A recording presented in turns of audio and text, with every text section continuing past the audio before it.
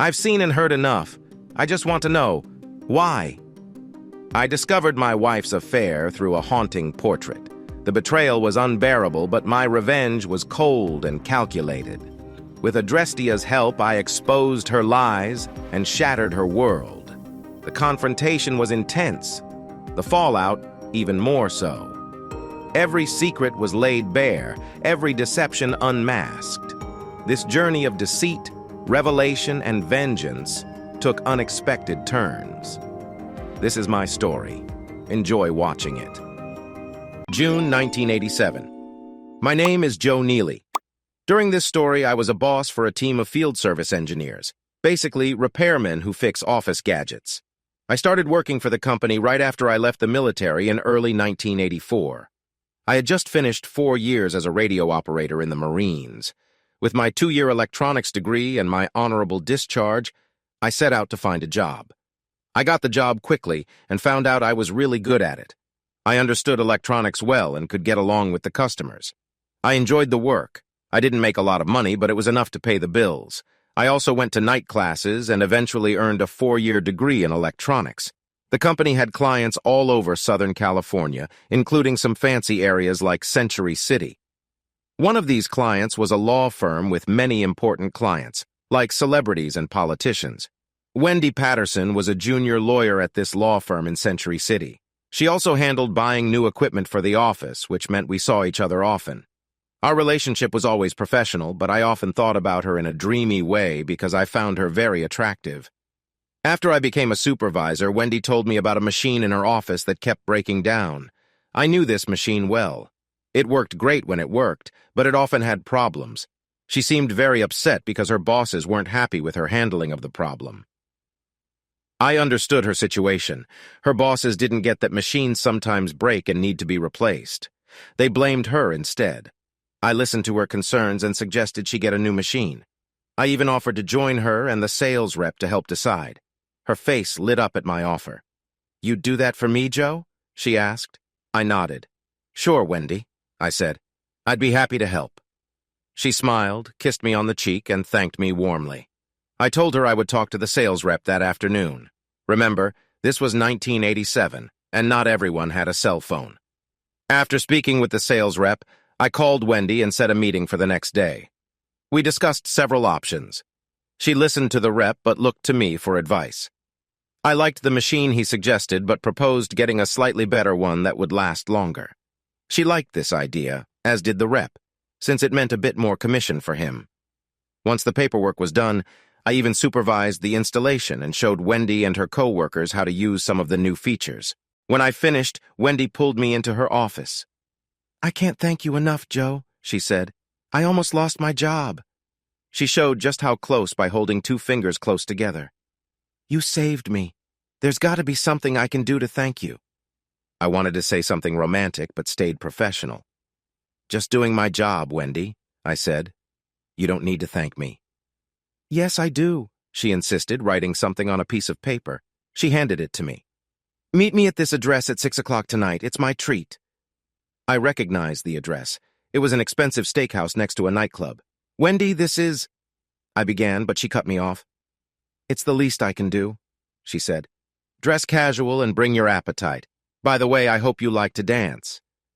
"I do," I replied. She smiled. "Good," she said. "See you there." We had a great time that night and spent about an hour getting to know each other. Wendy came from a family of lawyers and followed in her father's footsteps. At the time, she wasn't seeing anyone seriously but hoped to change that. I shared my background growing up in Roswell, New Mexico, and my time in the Marines. "Were you ever in combat?" she asked. "A short trip to Beirut, yes," I said, explaining I was part of the team that relieved the unit bombed back in October 1983. After dinner, we went next door and danced the night away. I found myself liking Wendy a lot. She was very attractive and charming. I decided to take things slow and let them happen naturally. As the night ended, Wendy gave me a long, passionate kiss. There was a lot of promise in that kiss, and I hoped it would lead to more. We began dating, and a couple of weeks later we spent a night together at a motel because we were too tired to go back to either of our places. We ended up very close that night. The next morning, I woke up feeling happy. About a month later, Wendy invited me to her parents' house for Sunday dinner. They lived in a nice part of town, and I felt a bit worried about meeting them. Wendy told me they were just normal people and I had no reason to be nervous. They were polite and treated me well, but I could tell her father, Don, didn't think highly of me. I was not in the same social class as Wendy. He mentioned he always wanted her to marry another lawyer, but he said he'd accept anyone she chose. It wasn't the best feeling, but at least it was something. I told Wendy how I felt, but she just shrugged. "Do you mind that you make more money than me?" I asked. The truth is, she made much more than I did, but she never showed it off like others in her circle.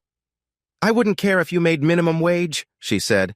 "I'd rather be with a good, honest, hard-working man like you than a rich jerk who thinks money can solve everything."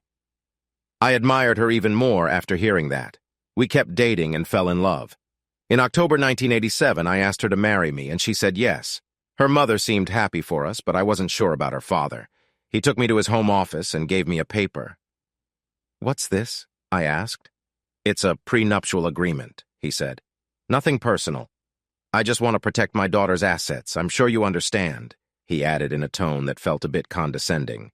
I looked at it but couldn't understand the complicated legal language. "Don't worry, just sign it and I'll take care of the rest," he told me. I knew better than to do that, so I replied. "My dad once told me never to sign a legal document without a lawyer looking at it first," I said. "No offense, but I'd like another set of eyes on this before I sign." He shrugged. "No problem," he said. "I'm sure you'll find everything in order." Later, a lawyer I saw, Mark Hempstead, told me the document was very one-sided and could be used against me. He made changes and advised me to sign it only in front of a notary. "By the way," he said, "is Wendy Patterson a lawyer? Is her father named Don?" "Yes," I said. "How do you know that?" "Well, my son dated a Wendy Patterson in law school," he said. "They were a couple for a while, but he left and went back east. Not sure what happened, he never told me." "What's your son's name?" I asked. "Carl," he said. I remembered that and asked Wendy about it next time I saw her. "Yeah, I knew a Carl Hempstead in college," she said. "We dated for a bit, but it didn't work out. He went back east, so we ended it." "Why?" I told her I had met his father and he remembered her name. "Must have made an impression for him to remember me," she said. I kept that information in mind, just in case. Don wasn't happy about the changes to the prenup, but he agreed, and so did Wendy. Wendy told me men often pursued her for her money. I could see that, but still wondered about Don's reasons. A month later, in November, Wendy and I got married in a small ceremony in her parents' backyard. We didn't want a big wedding, just family and close friends. My parents flew in from Roswell and some co-workers came too. The reception was like a pool party and we had a lot of fun. Wendy and I went to Acapulco for our honeymoon and had a great time. The next 13 months were wonderful, or so I thought. About a year after we got married, Wendy became a junior partner in her firm and started spending more time away. She had late nights, some weekends working with clients out of town, and Friday nights out with the girls to relax and chat. I didn't really like it, but I supported her as best as I could. One thing I didn't enjoy were her yearly trips to New York. The conferences usually lasted a week, but last year she stayed a few extra days to meet important clients, or at least that's what she said. Some clients of her firm were rich and powerful, so I accepted it. I trusted Wendy completely and never thought she'd cheat on me, but I missed her. Her behavior also changed a bit. She became more distant, like her father. She didn't put me down, but made some comments about her new social status. She traded her Toyota for a BMW and bought new clothes, some of which were quite fancy. Things changed in the bedroom, too. We didn't have sex as often as before, maybe twice a week on average. The rest of the time, she said she was too tired or had a headache. By the time her 1990 conference started, I was almost glad to see her go. The house felt tense. We weren't fighting, but there was a lot we didn't say to each other. I guess I should have known something was up by the way she acted. She kissed me on the cheek Friday morning before she left for work and promised to call. Monday, May 14th, 1990, ****.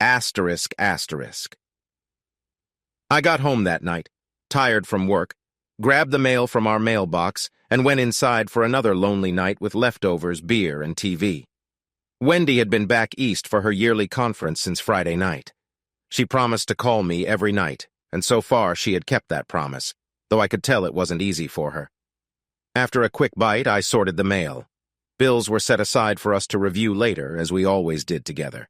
Junk mail went straight to the trash. But one letter, addressed to me by name, caught my eye. It was on fancy paper with elegant old-style writing. I almost threw it away, but decided to open it. The letter was from a place called Rhamnousia Gallery and was an invitation. It said I was invited to a special private showing of a new piece of art.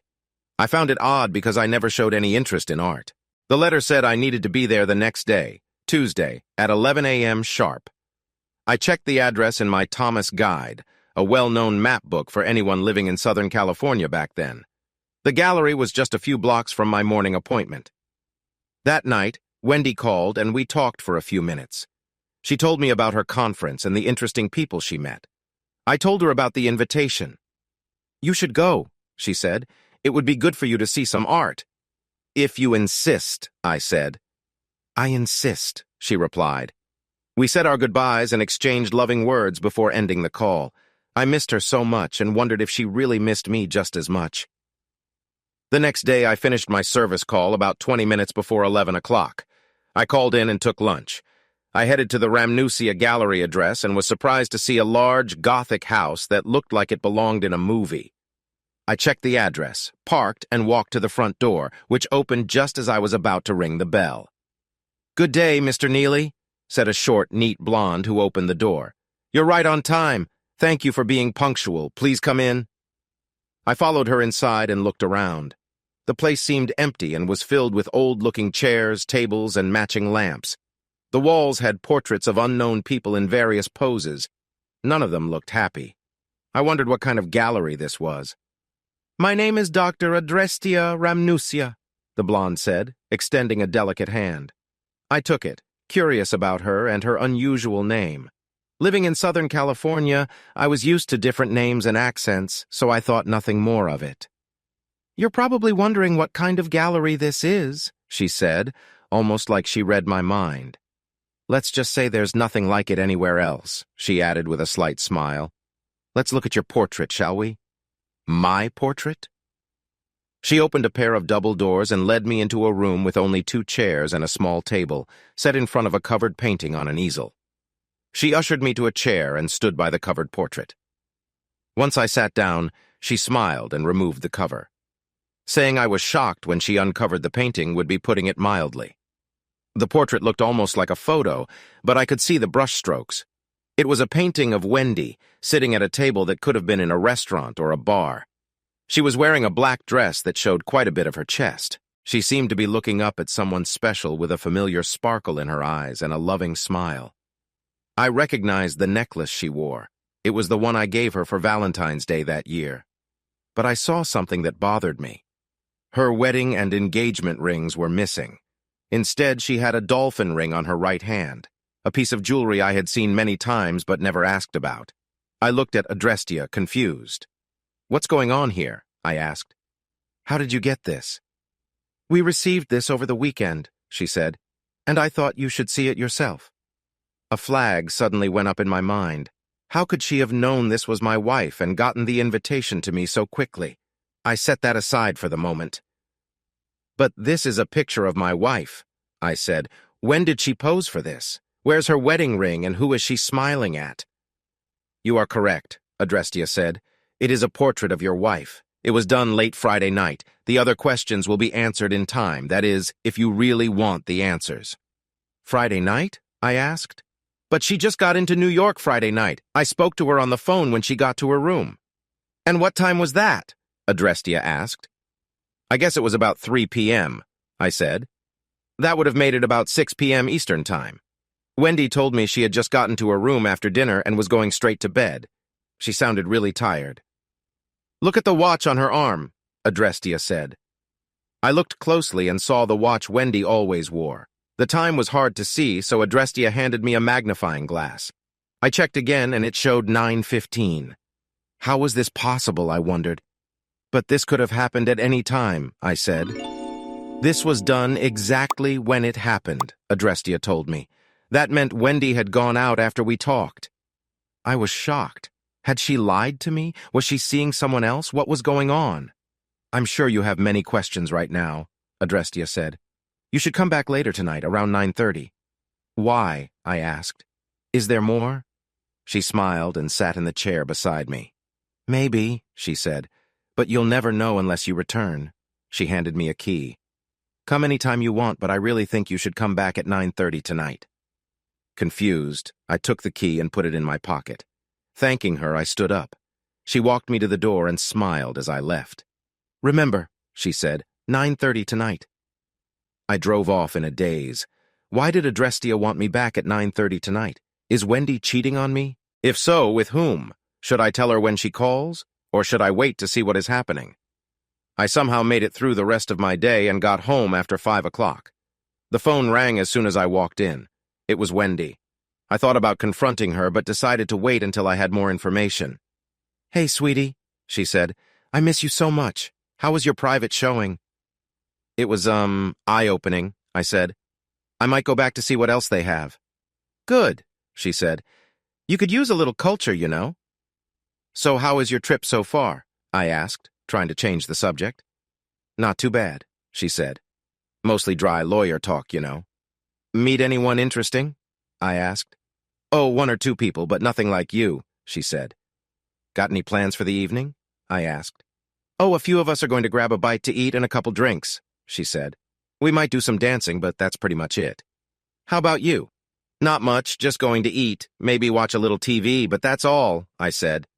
Okay, she said. Just so long as you're not out partying. Yeah, that's me, one big party animal, I said, laughing. She laughed with me. Talk to you tomorrow, she said. Love you. I love you too, I said. We ended the call and I sat there looking at the phone, wondering if she truly meant what she said. I ate and watched a little television, but my mind was on that painting. There were too many questions and no answers. I knew it would take me about 45 minutes to get to the gallery, so I left around 8:35. I got to the gallery at 9:25 and let myself in. It was darker inside than before, and I felt like I was the only one there. It felt spooky, and I almost expected to see eyes following me. I went to the room with the portrait and opened the door. Adrestia had covered the painting after I left, so I uncovered it and got the shock of my life.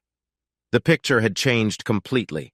Wendy was now standing with her back to me, next to another man who had his arm around her. They were walking away, and Wendy was looking back. The look on her face was one I knew well. It looked like she wanted to be with him.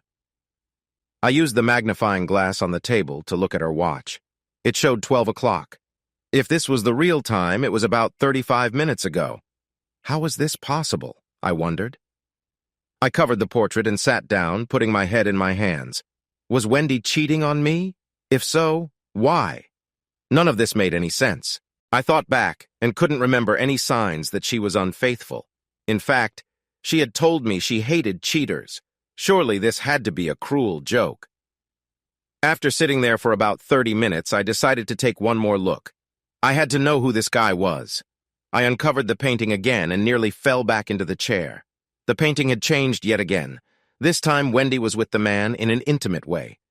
Tears fell down my cheeks as I looked at the painting. How could she do this, I wondered.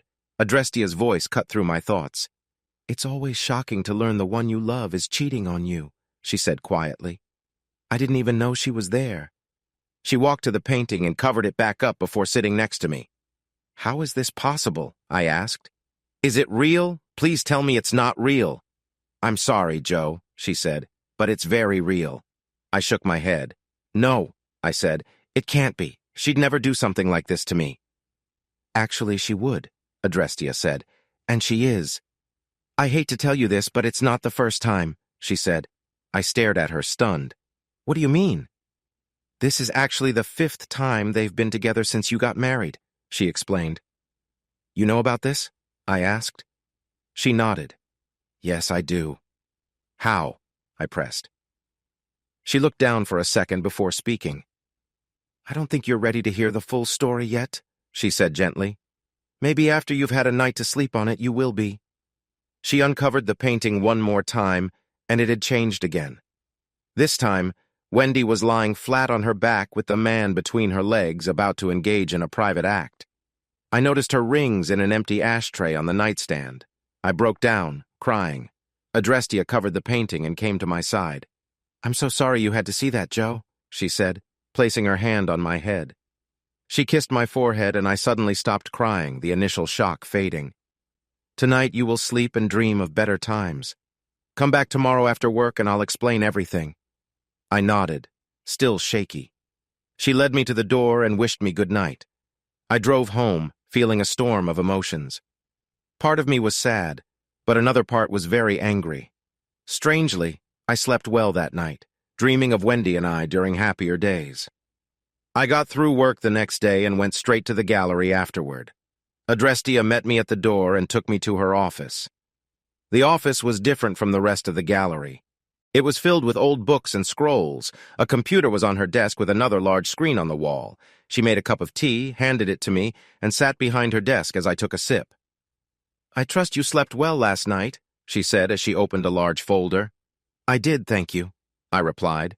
"Are you ready for the answers you need?" she asked. "Yes, I am," I said. She nodded and looked at her folder. "The man you saw with your wife was Carl Hempstead, an old boyfriend from college," she said. "I believe you've heard that name before." "I have," I said. "He works at the same firm as your wife, but in their New York office," Adrestia continued. "They spent a conference together last year, and they've met here in Los Angeles 4 times, the last time about 6 months ago. He's the man her father wanted her to marry." That made sense to me, given what Don had said back in '87. "They are planning to set you up for divorce," Adrestia said. "They want to make it look like you cheated on her so she can use the prenuptial agreement against you." "What?" I asked. "I've never cheated on Wendy. I've never even thought about it." "I know," she said. "That's why I reached out to you." "How do you know all of this?" I asked. She motioned to all the books and scrolls around her. "I know everything about every marriage," she said. "It's my job to know. I can help you if you ask for my help first. It's a rule I've followed for years. Do you want my help?" "Yes, of course," I said. "But I still don't understand how you know all of this. And why now? Why not when it first happened? I didn't reach out to you earlier because they didn't start planning to frame you until recently. Her father is also part of the plan." I looked at her, shocked. "And you know this for sure?" I asked. "Yes," she said. "Watch." She turned on the large screen on the wall. It showed 2 videos side by side. One showed Wendy in her hotel room on the phone. The other showed Don also on the phone in his home office. "Is everything set up?" Wendy asked. "Yes, it is," Don replied. "I've got someone ready to meet Joe at that bar he likes. You know the one." There was a bar I sometimes visited on Fridays after work to relax with my coworkers. We never stayed long. "Yes, I do," Wendy said, "but Joe never stays there long. He usually has just 1 beer and then leaves." "I've got that covered," Don said. "A little something in his beer and he'll be out cold. Once he's out, she'll take off his pants and take some pictures. That'll be enough. Your prenup will kick in and you'll be free." "Oh, Dad," she said. "You're so clever." He laughed. "You have no idea," he said. "I've already got the divorce papers ready. They'll be filed the same day you get the pictures of his so-called cheating. He'll have no defense and no way to prove they're fake." "What would I do without you, Dad?" she asked. "You should have listened to me and married Hempstead like I told you," he said. "Instead, you chose that repairman."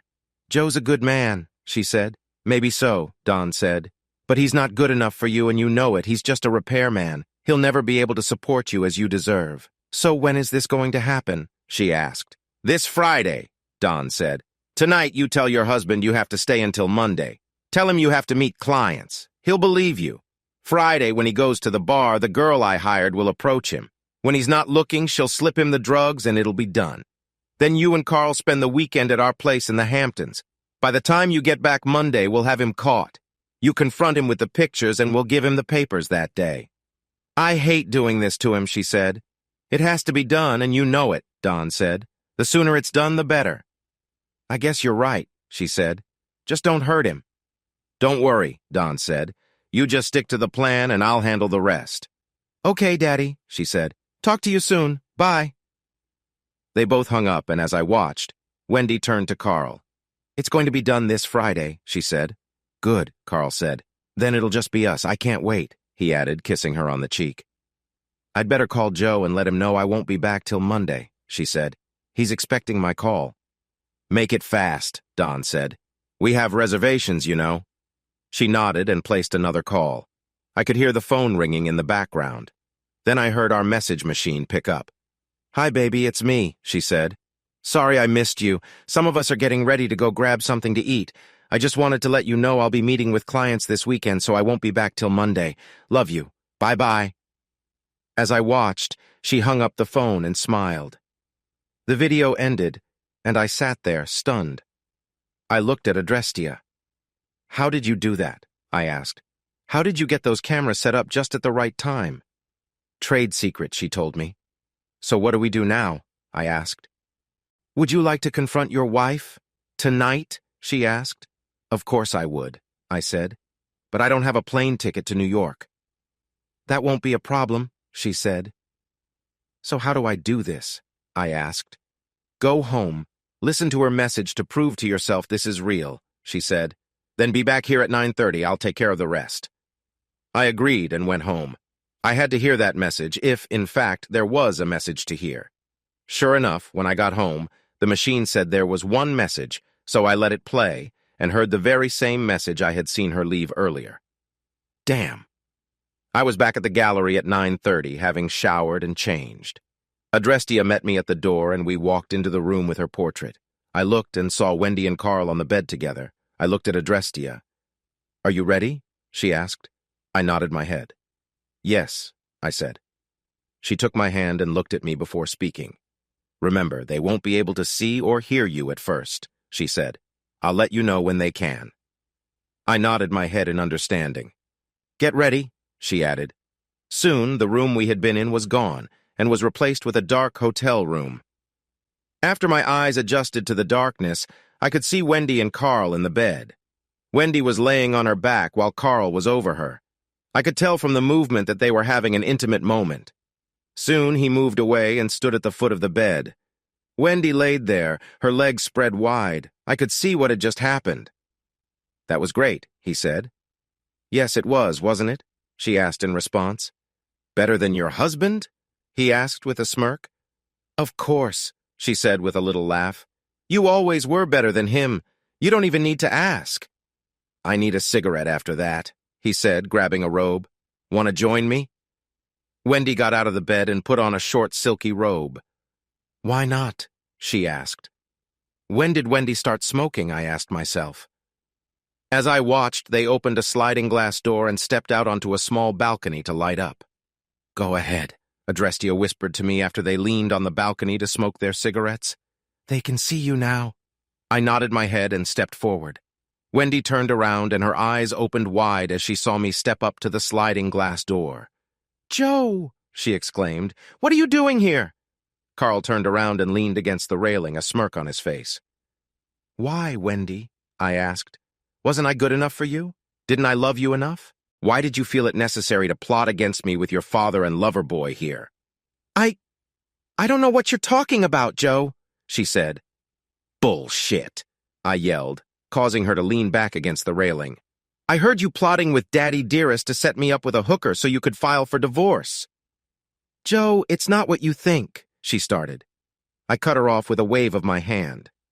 I don't want to hear it, I said. I've seen and heard enough. I just want to know, why?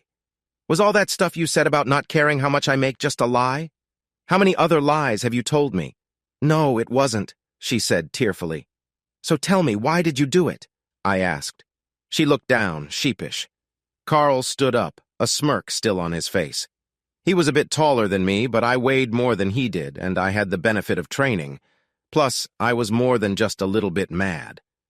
Look, Jarhead, he said, you'll never be up to her standards, and you know it. You're just a repairman. You'll never be able to give Wendy what she needs. Now just go back where you came from and let a real man take care of her. You piece of shit, I said. I ought to rip your head off. Carl got angry, which is exactly what I wanted. He came at me with a wild swing, but never connected. I hit him in the throat and began punching him with my fists. Wendy started screaming at me to stop, but I was too mad. I kicked him in the groin hard. Then, as he doubled over, I gave him an uppercut to the jaw and pushed him away from me. Somehow he tripped over his own feet, and before I knew it, he had gone over the low railing on the balcony. Somewhere along the way, he reached out and grabbed Wendy, who went over with him. I couldn't get to her in time, and the last thing I saw was her face, locked in the knowledge that she was about to die. Her eyes were wide and her mouth open as she fell 20 stories to the ground below. Adrestia pulled me away from the edge, and before I knew it, we were back in her office. I was shaking. 2 people had just died, and one of them was the woman I loved so much. I didn't like what she had done, but I never wanted her to get hurt. Adrestia seemed to know this and held my face in her hands. She chanted something in a language I couldn't understand. "You should go home now," she said, handing me a tea bag. "Drink this when you get home. It will help you calm down. The police will likely come to your house in a couple of hours, and you need to be ready for them." I killed them," I said. She shook her head. "No," she said. "They did this to themselves. Their greed and selfishness led them here. Don't blame yourself. Do you understand?" I suddenly felt much calmer and nodded. "Yeah," I said. "What about her father?" She smiled. "I'll handle him," she said. "Trust me." She walked with me to the front, but we stopped in the viewing room on the way. Adrestia looked at me before lifting a cover off a picture. "This will be her final entry," Adrestia said. When I looked, I saw Wendy's face as she fell over the railing. Her eyes were wide and her mouth was open in a silent scream. It was clear she knew the end was coming. I wondered if she had any regrets. As if reading my mind, Adrestia spoke. "Your wife regretted everything at the end," Adrestia said. "But those regrets came too late. This will now be her final entry in my gallery." She took the painting off the easel and put it on the wall between 2 others. I noticed the same fear and regret in the other pictures. "Are all of these?" I began. "They were all cheaters," Adrestia said. She turned to look at me. "You should go now. Remember, Joe, I will always be with you here," she said, touching my chest. "Live, love, and be happy." "And Don?" I asked. "As I said, justice will be done," she said. "I promise." I drove home, still shocked by everything that had happened. When I got home, I made tea with the bag Adrestia gave me, and it did help calm my nerves. About 2 hours later, the doorbell rang. I answered it and found 2 uniformed police officers and a man in a wrinkled suit holding a badge. "Mr. Joe Neely?" the man asked. I nodded. "May we come in, please?" I invited them in. "Mr. Neely, I'm Detective Smith with the Los Angeles Police Department," he said. "I'm sorry to tell you this, but your wife is dead." "Dead?" I asked, trying to look surprised. "How? When?" "A couple of hours ago," he said. "It seems she fell from her hotel room in New York. The NYPD is investigating. They're not sure if she was pushed or if she jumped. Do you know a Carl Hempstead?" "No, I don't," I said. "Why?" "He died with her," Detective Smith said. "It appears they may have been involved in something together." I tried to look shocked and sad. It wasn't hard. I was still in shock over her death. "Her body will be returned after the medical examiner is done with the autopsy, Mr. Neely. If you know anything, we would appreciate any help you can give." "Thank you, Detective," I said. "All I know is that my wife was in New York for her annual conference. She called earlier to tell me she would be meeting with clients this weekend and coming home Monday." "I see," Smith said. "Again, I'm sorry for your loss," he added. "Good night, sir," he said before leaving. Wendy's death got a brief mention on the news, but there was no talk of an affair with Hempstead.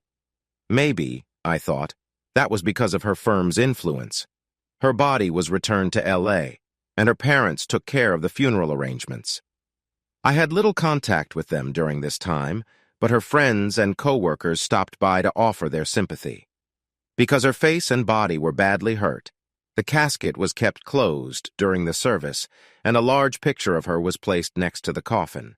Her mother asked if I wanted to say any last words, but I said no, and just shook my head. Don came up to me but stepped back when he saw the look on my face. After the funeral, we all went to the gravesite for the burial. After her coffin was lowered into the ground, a man in a suit approached Don. "Are you Don Patterson?" the man asked. Don said he was, looking annoyed. The man handed him a large envelope. "You've been served," the man said, walking away. Don opened the envelope and looked inside. His face went pale when he saw the divorce papers and a bunch of color photographs of him with a much younger woman. They were both wore nothing, and it seemed like Don was having a good time. He looked at his wife, who glared back at him. "Don't bother coming home," she whispered. But, he began. Standing next to him, I couldn't help but see the photos and papers. I chuckled and leaned in close to him. "Looks like that's what you had planned for me," I said quietly. He looked at me shocked. "Guess karma's a real thing, isn't it?" I laughed as I walked away. I decided to see Adrestia to tell her what happened, but when I got there, the old Gothic house was gone. It was replaced with a nice ranch-style home. I checked the address and knocked on the door. An elderly woman answered. I'm looking for Rhamnousia Gallery," I said. "I'm pretty sure this is the address." She shook her head. "I'm sorry, son," she said. "There's nothing by that name here. We've lived here for 35 years. I apologized and left, confused. As it turned out, Don's troubles were just starting, and something told me Adrestia was behind it. A few days after the funeral, I saw a news report that said Don's house had been raided. The police got a secret tip. They found many photos of young girls in bad situations in his office. So Don was charged with making child porn. His wife divorced him and took almost everything. He was sentenced to 35 years in prison and lost his law license forever. "Thank you, Adrestia," I said quietly. In my mind, I heard her say, "You're welcome." I also got a lot of money. Wendy's insurance gave me $1 million after final expenses. I also inherited a large sum of money once her estate was settled. Around this time, a friend from Spokane, Washington, called me. He said his company needed a service manager and he thought I would fit the job. I wanted to leave Southern California because I felt I had nothing left there, so I moved north and got the job right away. They gave me 2 weeks to sort my things in California. I sold my place, taking only a few items. I let Wendy's mother take what she wanted and then sold or gave the rest to Goodwill. A few months later, I met Linda at a bar in downtown Spokane. We dated for a while, fell in love, and got married. We bought a 2-story log house by Twin Lakes and raised 2 great kids who now have their own families. Everything was going well until August 2019 when Linda was told she had stomach cancer. I sat on the balcony thinking of my dear Linda looking at that old invitation. "Where were you, Adrestia?" I wondered. "I'm always with you, Joe," I heard in my mind. "Always, and so is Linda." I smiled and nodded. Somehow I knew things would be okay. It was early afternoon when I got to our house. It was an old 2-story farmhouse in the Kansas countryside, surrounded by large fields of wheat and alfalfa. Before you ask, no, I'm not a farmer. I don't even know how to use a tractor. The fields belong to someone else, thank God. My name is Bill Jacobs. Maybe you've read my work. I'm an art critic, and my weekly articles appear in about 200 newspapers across the country and on many big websites.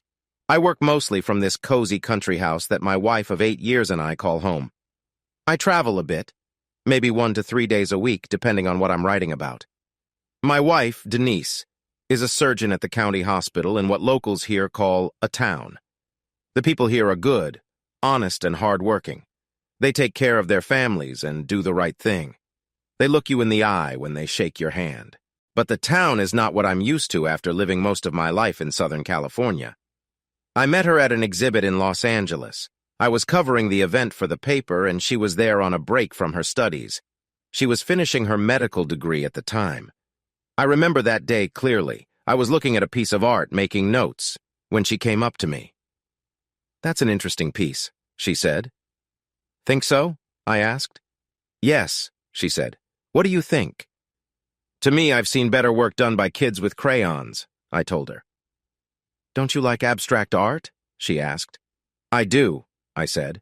"But this isn't abstract. It's lazy work by someone who hasn't sold anything in months. They probably threw paint on a canvas, said something fancy about inner conflict, and hoped it would sell. But I wouldn't buy it." "Are you an art buyer?" she asked.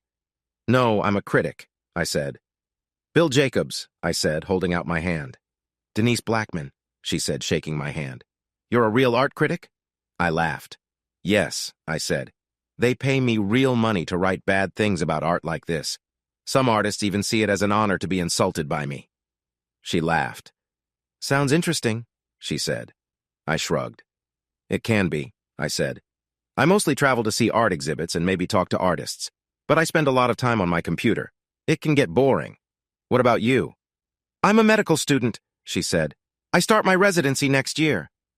Now that sounds exciting, I said. It's mostly work, she said. That's why I'm here. I needed a break from studying. I get that, I said. Now, if you want to see real art, look at that piece over there, I added, pointing to a picture of a country farmhouse covered in snow. Tell me what you think. She looked at the piece and smiled. That reminds me of where I grew up in Kansas, she said. I love how the moonlight shines on the house. Are you sure it's moonlight? I asked. Look closer. She walked to the picture and I followed her. Her face changed as she stood in front of it. It looks so different from here, she said. Yes, I said. The way the artist used the brush and mixed the colors makes it look different depending on where you stand. Look close, and you'll see details you missed before. You're right, she said. I like this. Congrats, I said. You're an art critic now. She laughed. Oh, no, she replied. I could never do what you do. I would be too scared of hurting someone's feelings. We spent the next 2 hours looking at the rest of the exhibit. I had to admit I enjoyed hearing her thoughts on different paintings. I wasn't happy when she had to leave, but I knew she needed to go back to class. Before she left, we exchanged phone numbers and email addresses. It's been nice meeting you, Bill, she said, giving me a quick kiss on the cheek. I'd love to do this again sometime. Me too, I told her. Over the next few months, we got to know each other better and started dating seriously. At first, I worried she might mind that I was 6 years older, but she didn't. She made me feel younger. One thing led to another, and soon we were married. I felt so lucky. Denise was, and still is, in my opinion, very warm and caring. Our life together was amazing. She never complained about my work schedule or when I had to travel for art reviews. Her work hours changed a lot since she was doing a 5-year residency. Sometimes she worked normal hours. Other times, she worked late. We talked about this at the start, and I was okay with her odd hours, even though it made it hard for us to be together in the evening or on weekends. After her residency, she got a job at a hospital in her hometown. They had just built a new surgical center, so locals didn't have to travel far for surgery. By then, I could work from anywhere because my work was online. So we packed up, sold the apartment, and moved to Kansas. We bought a 2-story farmhouse that was built in the 19th century, but had been upgraded with modern conveniences, including central air conditioning.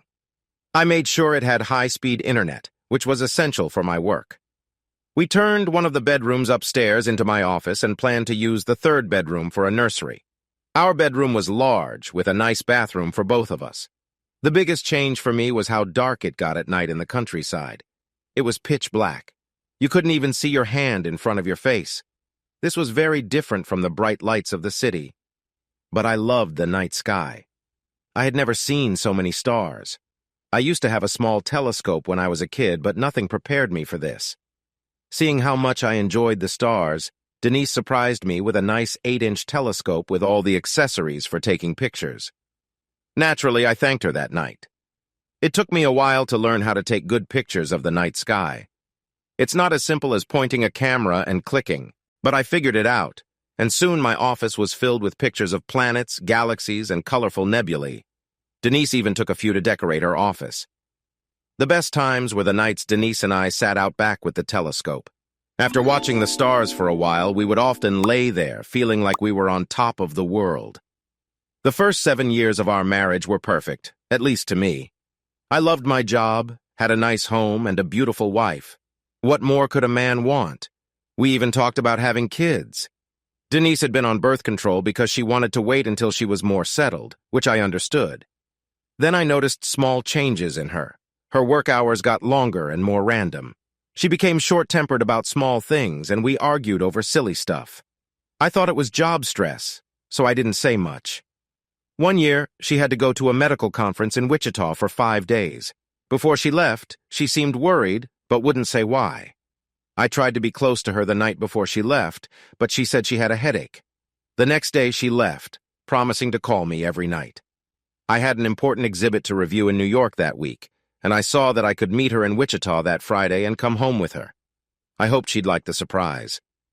The exhibit went well, and I finished my article on time. Denise called every night as promised, but I felt like she didn't really want to talk to me. I decided not to tell her about my plan for Friday, hoping we could spend the weekend there. When I got to her hotel, I looked everywhere but couldn't find her. After verifying my identity, the hotel said she hadn't checked out yet and might be in one of the conferences, so I gave her a call. "Are you all right, Bill?" she asked quietly when she answered the call. "Yes," I said. "I thought I'd surprise you by stopping by on my way back from New York. I figured we could spend the weekend here and then go home together." "Where are you? Are you in a seminar?" "Well, yes, I am," she said, sounding annoyed. I could hear someone speaking to her in the background, but I couldn't understand what they were saying. I could tell Denise covered the phone so I wouldn't hear her answer. I wondered why she did that. After a few moments, she uncovered the phone and spoke to me. "Listen, dear," she said. "It's sweet of you to surprise me, but I won't be good company right now." "Why not?" I asked. "Well, I've been invited to watch a couple of procedures at the hospital here by the head of surgery, so I'll be here for another day or so," she explained. "I didn't know about it until a few hours ago. I'm sorry. I'll be home Sunday night and we can spend time together then." "Yeah, okay," I said. "It's just that I've missed you all week." "I miss you too," she said. "Please go on home and I'll see you Sunday night, okay? Promise." "Okay," I replied. "See you then. Love you." "Love you too," she said.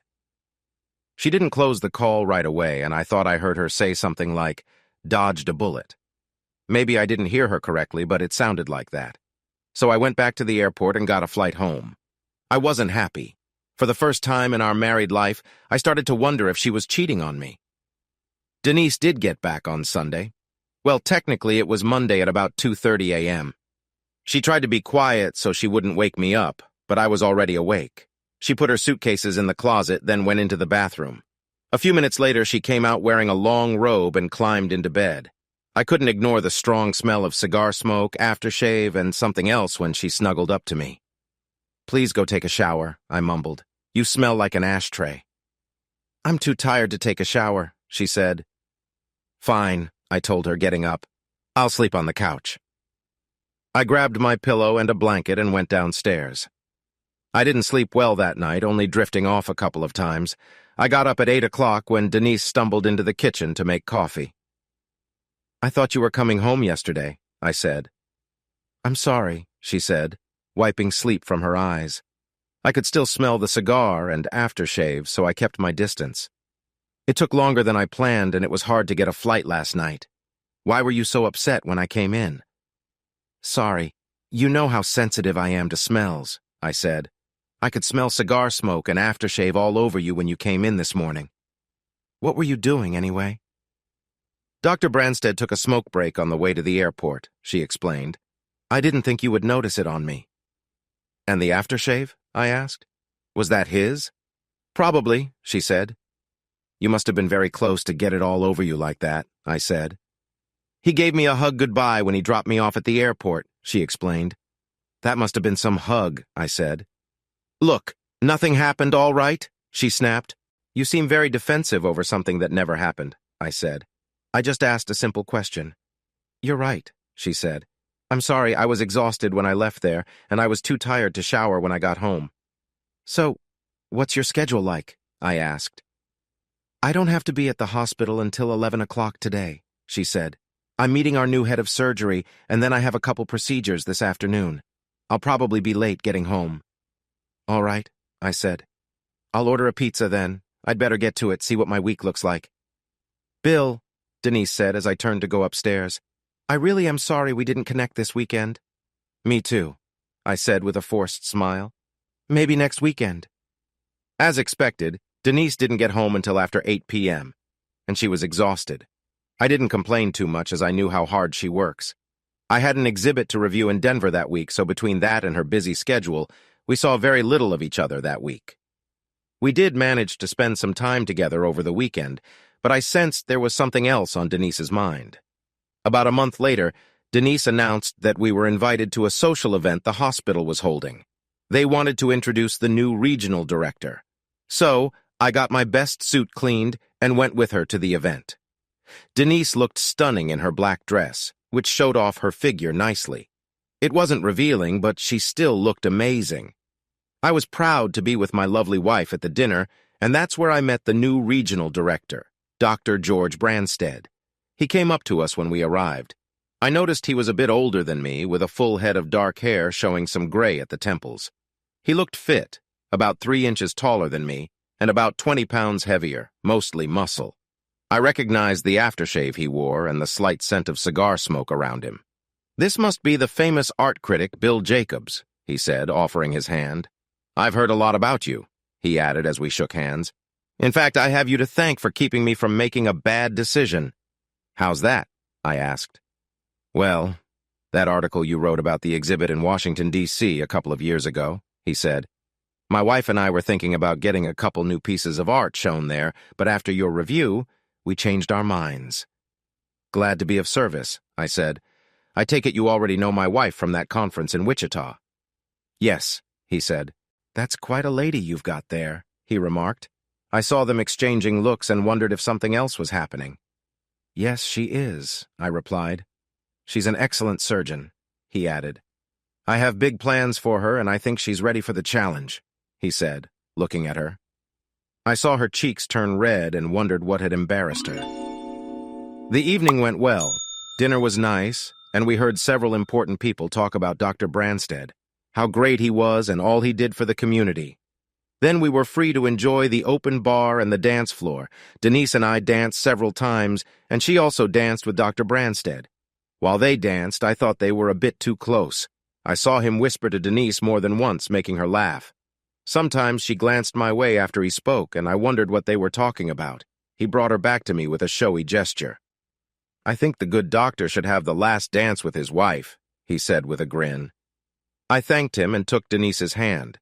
As we danced, I noticed the smell of cigar and aftershave on her.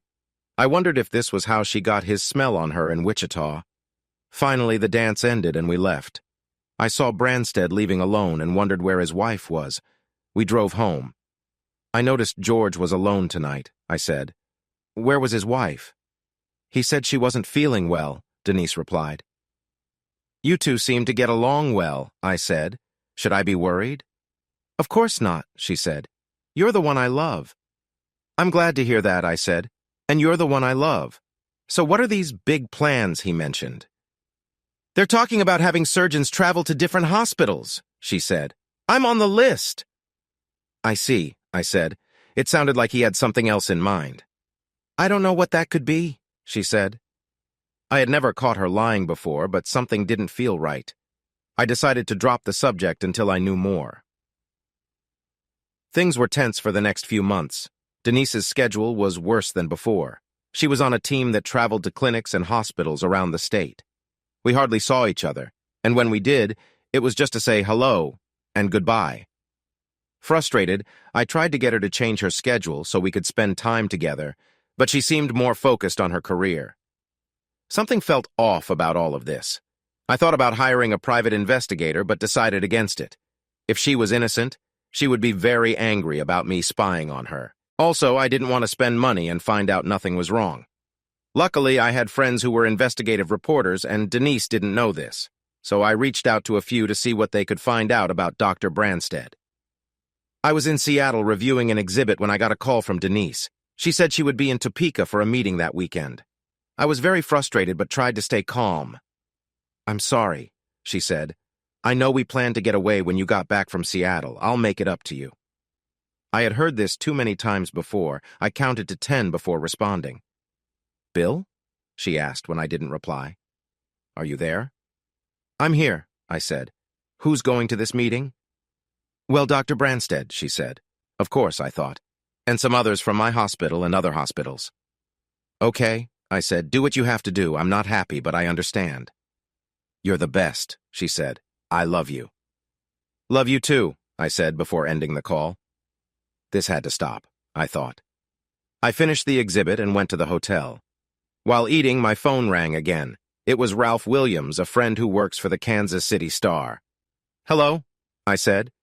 "Hey, Bill," he said. "How's it going?" "Yup," I said, making him laugh. "That good, huh?" he asked sarcastically. "Pretty much," I said. "Did you find anything?"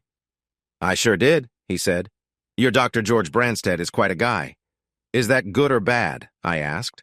Well, Ralph said, he's very rich, married to a wife who can't stand him, knows everyone, and has a reputation as a cheater. He loves married women, by the way. Unfortunately, I get it, I said. The rumor is he's seeing a cute blonde surgeon from the middle of the state, he said, making my heart sink. Do you have a name? I asked. No, but I can tell you she's a real Kansas farm girl.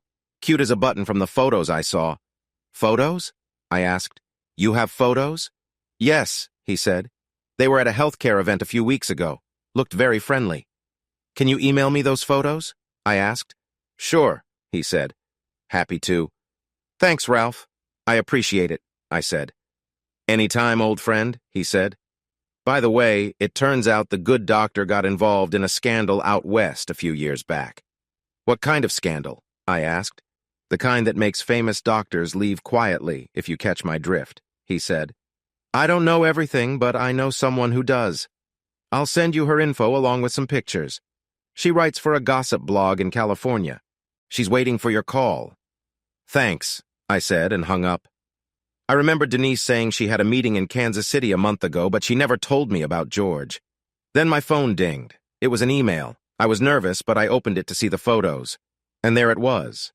Denise, sitting in a hotel restaurant with George Branstead. One photo showed them kissing, and another showed them holding hands. This was no business meeting. It felt like a punch in the gut. How long had this been going on? Was she in love with him? How could she betray us? My mind was racing. I had one more call to make, so I dialed the number Ralph gave me. Linda Carson? She said when she picked up. I introduced myself and mentioned Ralph had suggested I call her. Yes, she said. I've been expecting your call. You want to know about George Branstead? Yeah, I said. What can you tell me? Well, he was caught with a student in his office about 8 or 9 years ago, she said. He got fired, and now he's in Kansas. Do you know the name of the student? I asked. Yes, I do, she said. It never made it into my report, though. The school wanted to keep her name out.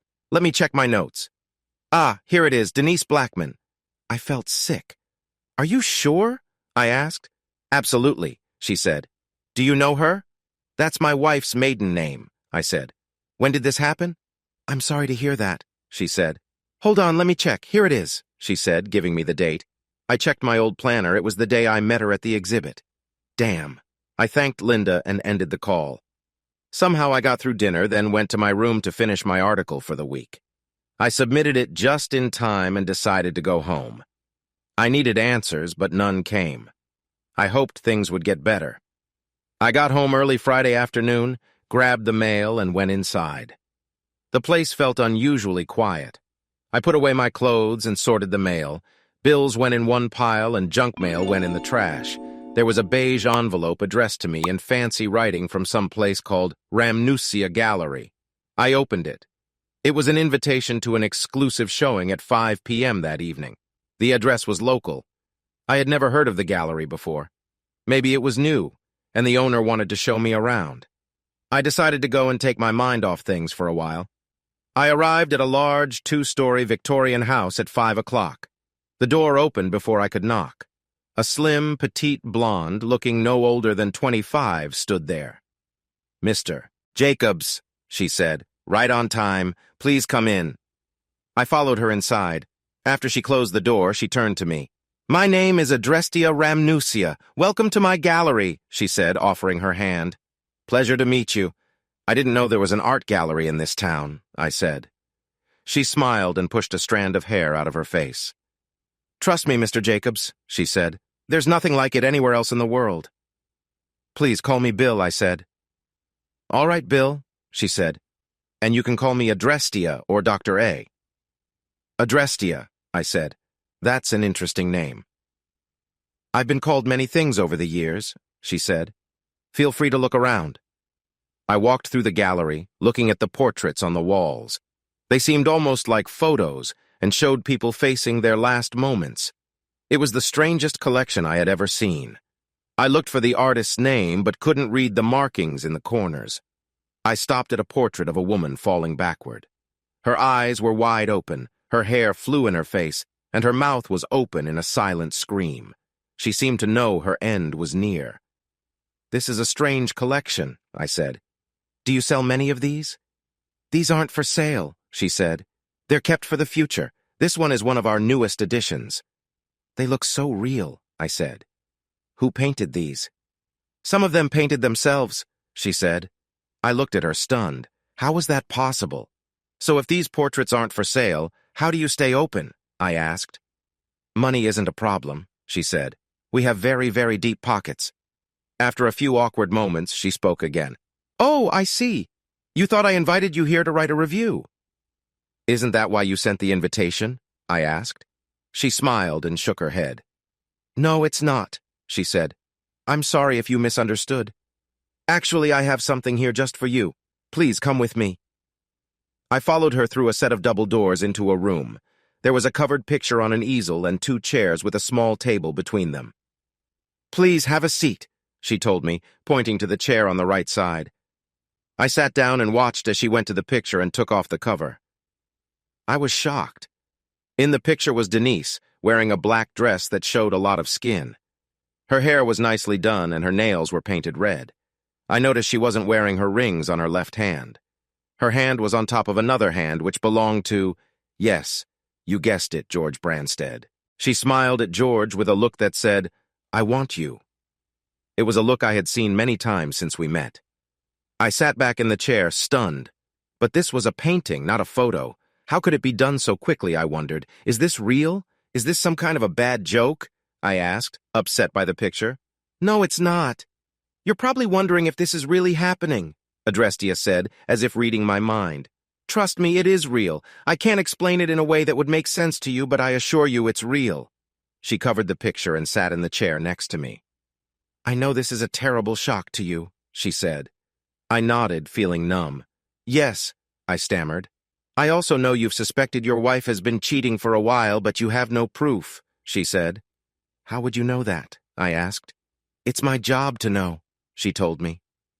Who is this woman, I wondered. She smiled, like she could read my thoughts. Please come back at 11 p.m. tonight, she said. Your questions will be answered. Numb, I got out of the chair and let her lead me to the front door. Remember, she said, 11 p.m. tonight. I nodded and left after she closed the door. I went home, ate, and tried to not think about Denise, but it was impossible. I thought about drinking a beer, but decided I wanted to be clear-headed when I went back to the gallery, so I watched some TV and tried to take a short nap. I finally dozed off, waking up just in time to brush my teeth and get to the gallery. The door opened just as I was about to knock, and Adrestia waved me in. I followed her to the private viewing room. After I sat down, she uncovered the picture again.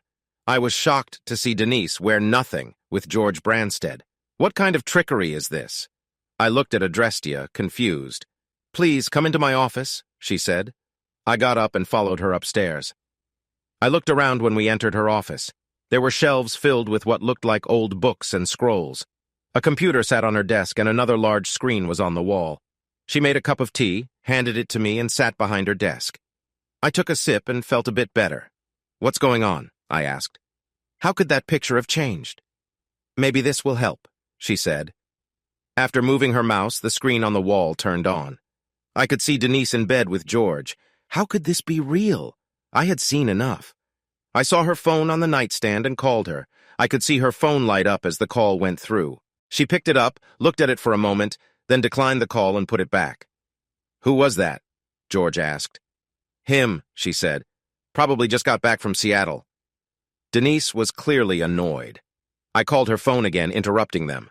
Denise grabbed the phone, declined it, and tossed it back on the nightstand, extending her finger in frustration. What did you do that for? George asked. Because he's pissing me off, she said. Enough, I thought. I was about to search for their hotel number when Adrestia handed me a piece of paper. Here's the number to their hotel, she said. They're in room 625 as Dr. and Mrs. George Branstead. Angry, I thanked her and called the hotel. When I got the receptionist, I asked for room 625. I heard the room phone ring in the video and saw George pick up the receiver. Hello, he said. Put my wife on the phone right now, I growled. As I watched, he looked at the receiver and slowly handed it to her. It's for you, he said quietly. Denise took the receiver and answered. I could tell she wasn't happy, but I didn't care. "Hello," she said quietly. "Well, hello there, Mrs. Branstead," I said. I saw her face go pale in the video. "Having a good time, I see." "Bill," she said, "there's nothing going on. Why are you so upset?" "Why are you with Branstead?" I asked. "Why did you register as Mrs. Branstead?" "Did you end our marriage without telling me?" I asked. "Bill, nothing happened," she replied. "Liar," I said, my voice harsh. She flinched when I said that. I had never used strong language with her before, and it shocked her. "I just saw you two together. Did you really think you could have his baby and expect me to raise it? Are you crazy?" "You saw us?" Denise asked, looking around for a camera. "Yes, I saw and I heard everything," I said. "How long has this been going on? I know you and him were close in college, and you were caught the day we met, so why—" "Bill, you're mistaken," she said. "This was the first time. Let me come home and we can talk about it. It doesn't have to change anything." "There's nothing for you to come home to," I said. "You might as well stay with him. I'm seeing a lawyer on Monday. You'll get divorce papers." "I don't want a divorce," she begged. "Please, don't do this. I love you." "Yeah, right," I said. "Don't bother coming back. I don't ever want to see you again." I ended the call and watched as she handed the phone back to George, tears running down her face. "I have to go," she said, scrambling for her clothes. "I have to fix this with Bill." "Why?" George asked. "I could hear him on the phone. He's divorcing you. You're free." She shook her head. "I have to make this right," she said as she got dressed. George got out of bed. "I'll drive you," he said. "You're too upset to drive, and who knows what he might do." "Bill would never hurt me," she said. "Normally, probably not," he replied. "But he just caught you cheating. Who knows what he'll do? Does he have a gun?" She shook her head. "No," she said. "Still, I'm driving you home, and that's final," he said. As we watched, they got dressed, then packed up and left. I noticed her rings were still on the nightstand. I looked at Adrestia before speaking. "How did you get that camera in their room?" I asked. "That's a secret," she said. "Did you mean it when you said you never want to see her again?" I nodded. "Yes," I said. She closed her eyes for a moment. "All right," she said. "Why don't you go home and try to rest?" "Maybe I should," I said. She held my head and I felt a warm feeling spread through me. "Things will get better," she said. "Trust me." Strangely enough, I did. I left her office and went home. Denise was right. I didn't have a gun, but I did have a strong baseball bat. I laid down on the couch and placed the bat on the floor next to me. I woke up to loud knocking on the door. I rubbed my eyes and looked at the clock, 6:30 a.m. I thought it might be Denise and her lover, but was surprised to see a state trooper on my porch. "Mr. Jacobs?" he asked. "William Jacobs?" "Yeah, I'm Bill Jacobs," I told him. "I'm sorry to inform you, sir, but your wife is dead," he said. "Dead?" I asked. "How? When?" "She was in a car with Dr. George Branstead when a sudden tornado hit their car on the highway," he said. "The tornado lifted the car and slammed it down about a half-mile away. No one survived. I'm sorry, sir. Her body has been taken to the county morgue." "Thank you," I said, feeling numb. I wondered if Adrestia had something to do with that, then dismissed the idea. How could she create a tornado in the middle of nowhere? I showered, dressed, and went to the county morgue to identify her. While there, I spoke with the trooper who reported it. "Strangest thing I've ever seen," he said. "The sky was clear. Tornado just appeared out of nowhere, picked up the car like it was nothing, slammed it down, then disappeared. Whole thing lasted just a few seconds. Sorry for your loss." I nodded. "Thanks," I said. My next stop was the gallery. As before, Adrestia opened the door before I could knock. "Please come into the viewing room," she said. We went inside and she uncovered the portrait. There was Denise's face, her eyes wide open, her mouth in a silent scream. I could see the seat she was in and a swirling cloud outside the window next to her. I watched as Adrestia picked up the portrait and hung it in her gallery. Tears ran down my face as I realized what kind of gallery this was. Adrestia looked at me. "It really does get easier," she said. She held my head again, and suddenly I didn't feel like mourning. She smiled and kissed my forehead. "Go now," she said. "Live, love, and enjoy life. You'll find someone better. Trust me." I nodded and left the gallery. Denise's funeral was crowded. She had many friends at the hospital, and most of them attended along with her parents, who were shocked by her death. I accepted the condolences, but strangely, I felt no need to mourn. I also didn't tell anyone about her cheating. After the funeral, I drove to the gallery, but was shocked to see the building was gone. I parked and looked at the lot, now covered with weeds. I checked the address and looked around, but saw no one. Was it all a dream, I wondered? No, I heard Adrestia's voice in my head. It was real, she said in my mind. I nodded and went back home. Epilogue. For some reason, I chose to keep the house. The countryside was peaceful, and I loved the night sky. I cleared out Denise's belongings, giving them to her family. They were good people, and we still got along. About 6 months later, I was in the living room when someone knocked on the door. I opened it to find a pretty woman with brown hair wearing a t-shirt and shorts. Yes, I asked. Can I help you? Mr. Jacobs? She asked. I nodded. Yes, that's me, I said. I'm Kirsten Smith, she said. I used to be Kirsten Branstead. Please come in, I said. How can I help you? I just wanted to thank you, she said. For what? I asked. My husband died in the car with your wife, she said. I had nothing to do with that tornado, I said. Why are you thanking me? I know you didn't cause the tornado. I wanted to meet you ever since you reviewed my picture at that exhibit in Los Angeles, she said. The one with the country house. I remembered then. She lifted a box and handed it to me. I took it and invited her inside. Please sit, I told her. Would you like something to drink? A Coke, maybe. Coke would be nice, she said. I brought her a Coke and opened the box. Inside was the picture I reviewed the day I met Denise. Does it look familiar? She asked. Yes, it's the picture I reviewed years ago, I said. Look closer, she said. I did, and it hit me. It looked like my house. Is this? I began. She smiled. I used this house as the model, she said, and I want you to have it. That's very kind, I said. But why? It's strange, she said.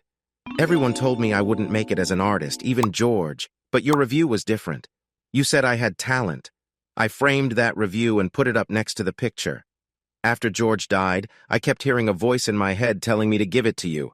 It even came in my dreams, so I finally packed it up and brought it. That's very nice of you, I said. I'll definitely hang it up. What are you doing now? Not much, she said. I don't need to work anymore now that George's money is mine, and I'm thinking of painting again.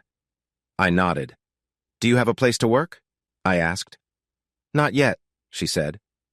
Well, I have space in the building out back, I said. It has electricity. I can set it up for you.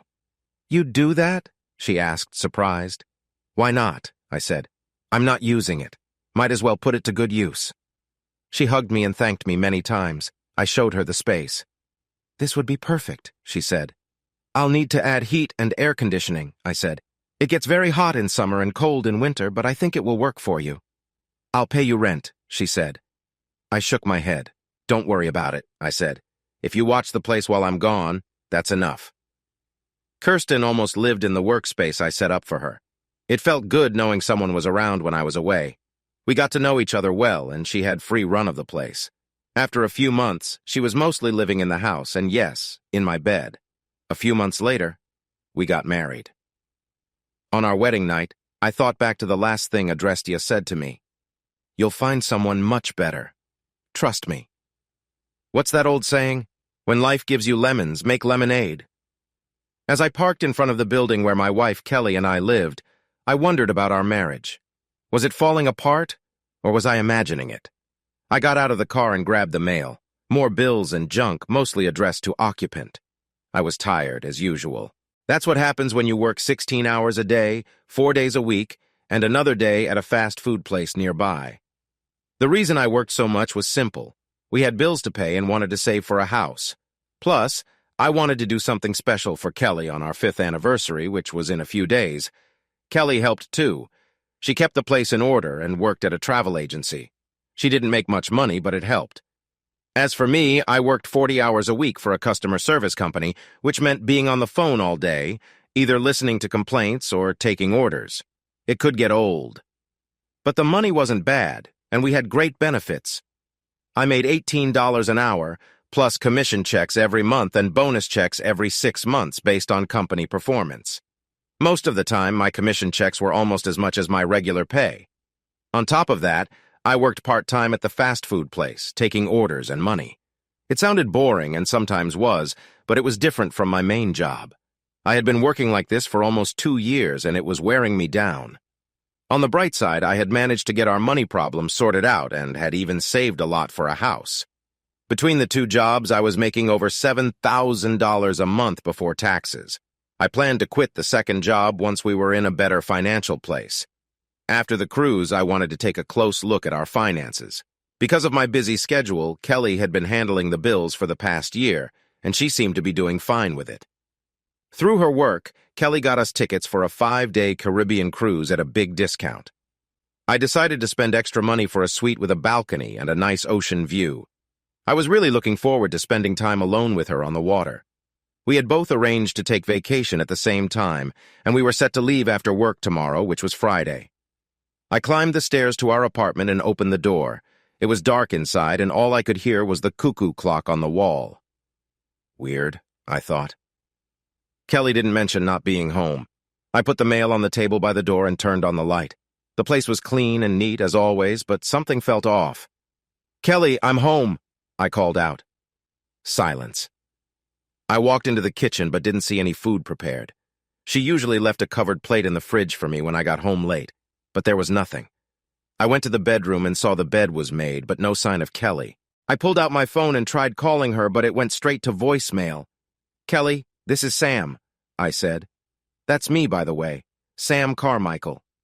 "Where are you? I'm at the apartment. Please call me." I hung up and sent her a text. "Where are you?" No response. I went to the closet and noticed some of her clothes were missing. Where did she go? I wondered. Did she leave me? I opened her dresser drawers and saw some of her stuff was missing. I went into the bathroom and saw that most of her toiletries were gone. Then I spotted it, an envelope sitting on the bathroom counter between the 2 sinks, with my name written on it in her handwriting. Nervously, I grabbed the envelope and opened it. I went to the front room, sat down, and read her letter. "Sam," it began. Not "Dear Sam," just Sam. This wasn't looking good. I kept reading. "I know this will be hard for you to understand, and I know you'll be very angry with me. Please let me explain. I've been seeing someone else for the past few months. I'm with him now, and I'm going to spend the next week with him on the cruise you and I planned for our anniversary. I know we talked about having children, but the truth is, I don't want to have children with you. I know you're a hard worker and a good provider, and you'll make a wonderful father to someone else's children. Just so you know, I've stopped using birth control for the past 3 weeks because my new partner asked me to. That's one reason we haven't been intimate for the last month. I wanted to make sure he was the one to get me pregnant. I know this sounds cold, and I'm sorry. You'd really like him, Sam. He's a good guy, in many ways. He's also better in bed and knows how to please me. It's not that you don't please me, you do sometimes. But he knows how to make me happy just by talking to me, and he makes me feel special. I enjoy being with him more than I ever did with you. I know I've never done some things with you, but with him, everything feels different. His name is Jake, and he works at the agency with me. And yes, everyone there knows about our relationship, and they think it's great that he and I are going away for a while. They also agree that you would be a terrific dad to Jake's children. I know you're wondering if I've fallen in love with him, and the answer is yes. It's not that I don't love you. I do, but it's more like how a sister loves a brother, or how close friends love each other. Truth is, Sam, since I met Jake, I don't love you the way a wife should love her husband. Not anymore. I'm sorry if this hurts you, but it's the truth. That doesn't mean I want a divorce. I don't. Like I said, you're a hard worker and a good provider. Jake agrees that it would be best if we stayed married. That way our combined insurances can cover my pregnancies and you can help raise his children. He admits he probably wouldn't be a very good dad. There's also going to be a few changes when we get back. I'll be spending some nights at his place and he'll be spending some nights here. When he's here, you can either sleep on the couch or go somewhere else for the night. Maybe you can get a third job so you'll be out making money while Jake and I are together. That will be a big help when the children start to come. And just so you know, Sam, I won't be intimate with you anymore. Jake says he refuses to share, and frankly, I'm just not interested in being with you that way anymore. Maybe after a while I'll let you help clean up after us, and don't even think about finding another girlfriend. That would be unacceptable. I know you're probably very angry right now and thinking about divorce. Jake says that if you do, I'll make things really hard for you in court. I'll get your retirement along with half of your paycheck. He also says you'll have to pay me child support as well, so forget about a divorce. I know this hurts, but a part of me is hurting as well. So Jake and I are taking the tickets you paid for and going on the cruise. Don't bother trying to call or text me because I've already blocked your number. I'll send you some pictures or videos to show you what you're missing and to let you know I'm safe. I need to go now. The taxi is here and I'm meeting Jake at the airport. We're leaving a day early so we won't be so tired when the ship leaves. I'll call or text when we're back so you can pick me up. Again, I'm sorry, but this is how it will be from now on. Your friend, Kelly. I sat there, stunned, as the letter fell from my hand. Friend? What did she mean by that? With a friend, like Kelly, who needed enemies? Sure, things had been weird lately, but I thought it was just because of my busy schedule. That's why I paid for that cruise. The more I thought about the letter, the angrier I got. I pulled the ring off my finger and threw it across the room. To hell with her and her stupid ideas. If she thought I would just sit here and take this, she was out of her mind. I looked at the clock. 3 a.m. I had to be at work in 5 hours and knew I would get very little sleep. I thought about sleeping in the bed, but all I could think of was her with this Jake guy, whoever he was. I grabbed a pillow and a blanket and laid down on the couch. I fell asleep because I was too exhausted to stay awake. The next day, I woke up wondering why I was on the couch. Then I remembered what happened the night before. I looked at my phone hoping for a message saying it was all a joke, but there was nothing. I dragged myself into the bathroom, took a shower, dressed, then grabbed a quick cup of coffee for the road. I tried to put my personal problems aside while I worked, but it was hard listening to people complain about their issues. I did what I could, but it seemed others noticed something was wrong. After lunch, my boss, Wanda, called me into her office. I knew there was an issue when she asked me to close the door. "Is everything okay, Sam?"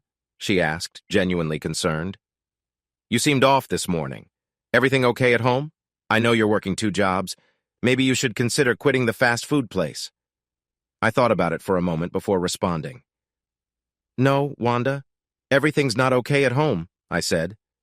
She had always been honest with me, and I felt she had a right to know what was going on. "Can you tell me about it?" she asked. I reached in my pocket and pulled out the letter Kelly left for me last night. "I came home to this last night," I said, handing her the letter. She took it, opened it, and read what Kelly wrote. When she finished, she handed it back to me, shaking her head. "Look, Sam, we need you to be fully focused here," she said. "I've heard from some of the others that you've been short-tempered all morning. After reading that, I understand why. Look, you were scheduled to be on vacation next week, so why don't you take the rest of the day off? I'll give you extra time off. You deserve it. And here, let me give you a referral," she added, writing something on a piece of paper. When she finished, she handed it to me. "That's the name and number of the lawyer I used in my divorce," she said. "I've been where you are now. Well, maybe not exactly, but close enough. Give her a call, tell her I recommended her." "Thanks, Wanda," I said. "I appreciate that." "No problem, Sam," she said.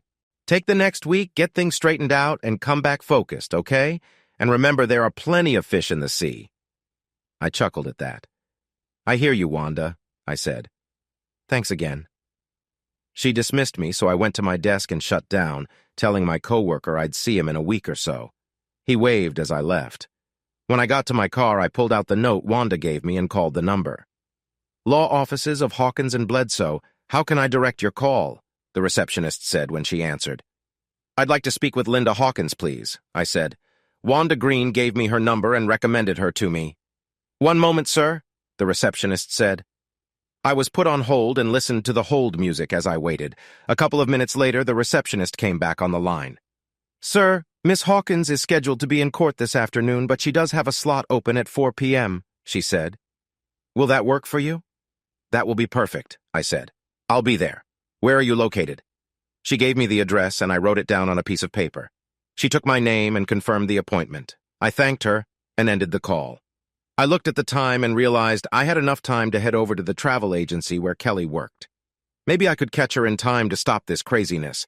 I also wanted something else, my money back. I got to the agency, parked the car, and went inside. There were 4 other women in the main office, and they all looked up when I came in. The looks they gave me indicated they knew what was going on. I went to the front desk, where Julie, the receptionist, sat. I had met them all before at gatherings with Kelly. "Hello, Sam," Julie said. "I'm here to see Kelly," I said. She looked around before answering. "She's not here today," Julie told me. She opened a desk drawer, pulled out a large envelope, and handed it to me. "She told us you knew and asked that I give you this if you came in." There were smirks on the faces of the other women, and I wondered how much they knew. I opened the envelope and immediately smelled something strange. I looked inside and saw a pair of Kelly's underwear folded up inside. They were soaking wet with something. I refused to touch them, and as I shook the envelope, I noticed something else. I picked up a long pencil from Julie's desk and used it to move the wet cloth to get a better look. Kelly had hidden her rings in the crotch of the panties, and they were covered with a sticky white substance that I knew must be from Jake. There was also a USB drive at the bottom of the envelope. Feeling sick, I looked at Julie, who was smirking. I saw that all the other women were smirking too. "Do you think this is funny?" I asked. Julie looked away, embarrassed. "What's on the thumb drive?" "We had a farewell party for her and Jake yesterday afternoon," Julie said. "It has some pictures and videos she thought you'd like to see." An older woman came into the front office from the back and leaned against the wall, watching me. "She's not here, Sam," the older woman said. "She and Jake have already left, and yes, we all knew about them." "And you approved of it?" I asked. She shrugged. "What do you want, Sam?" she asked. "I want my money back," I said. "I paid for that cruise. I don't have the tickets, so I want my money back." "I can't do that, Sam," she said. "Those tickets were non-refundable. But I do think it was nice of you to let Kelly put one in Jake's name." "I did no such thing," I told her. "I worked so hard to pay for those tickets. I don't have them. What Kelly did was fraud, and you went along with it. I want my money back right now." "Sorry, Sam," she said. "That's not going to happen." "Then we'll see what the court says," I told her. "I'll be suing this agency and every single one of you over this." I turned to walk out, but Julie stopped me. "What do you want?" I asked. "Sam, I'm sorry about this," she said. "Kelly was so excited about the cruise, and she made us believe that you approved of what she was doing. Just let her have this, okay? There will be other cruises." "Are you married?" I asked her. She shook her head. "No, I'm not," she said. "Then you have no idea what it's like to be betrayed by someone who claims to love you," I said. "Maybe one day you'll come home to find your partner gone. There will be no cruises with them and no more anniversaries. If you hear from her, tell her I never want to see her face again as long as I live. You tell her that, you hear me?" "Sam, you can't mean that," she said. "I do mean it," I said.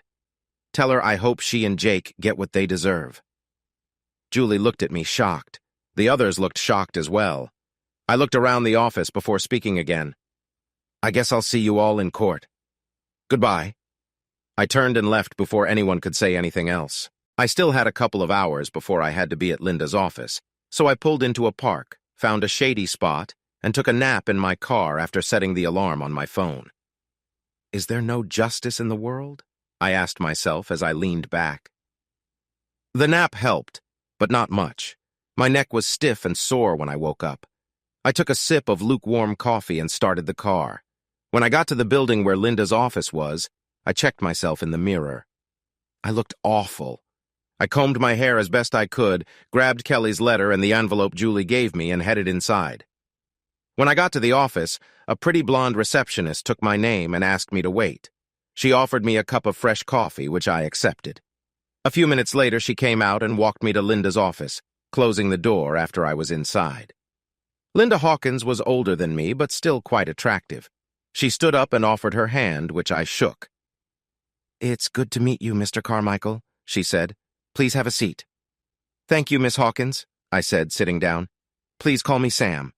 "I will, Sam," she said with a slight smile. "And feel free to call me Linda. What can we do for you today?"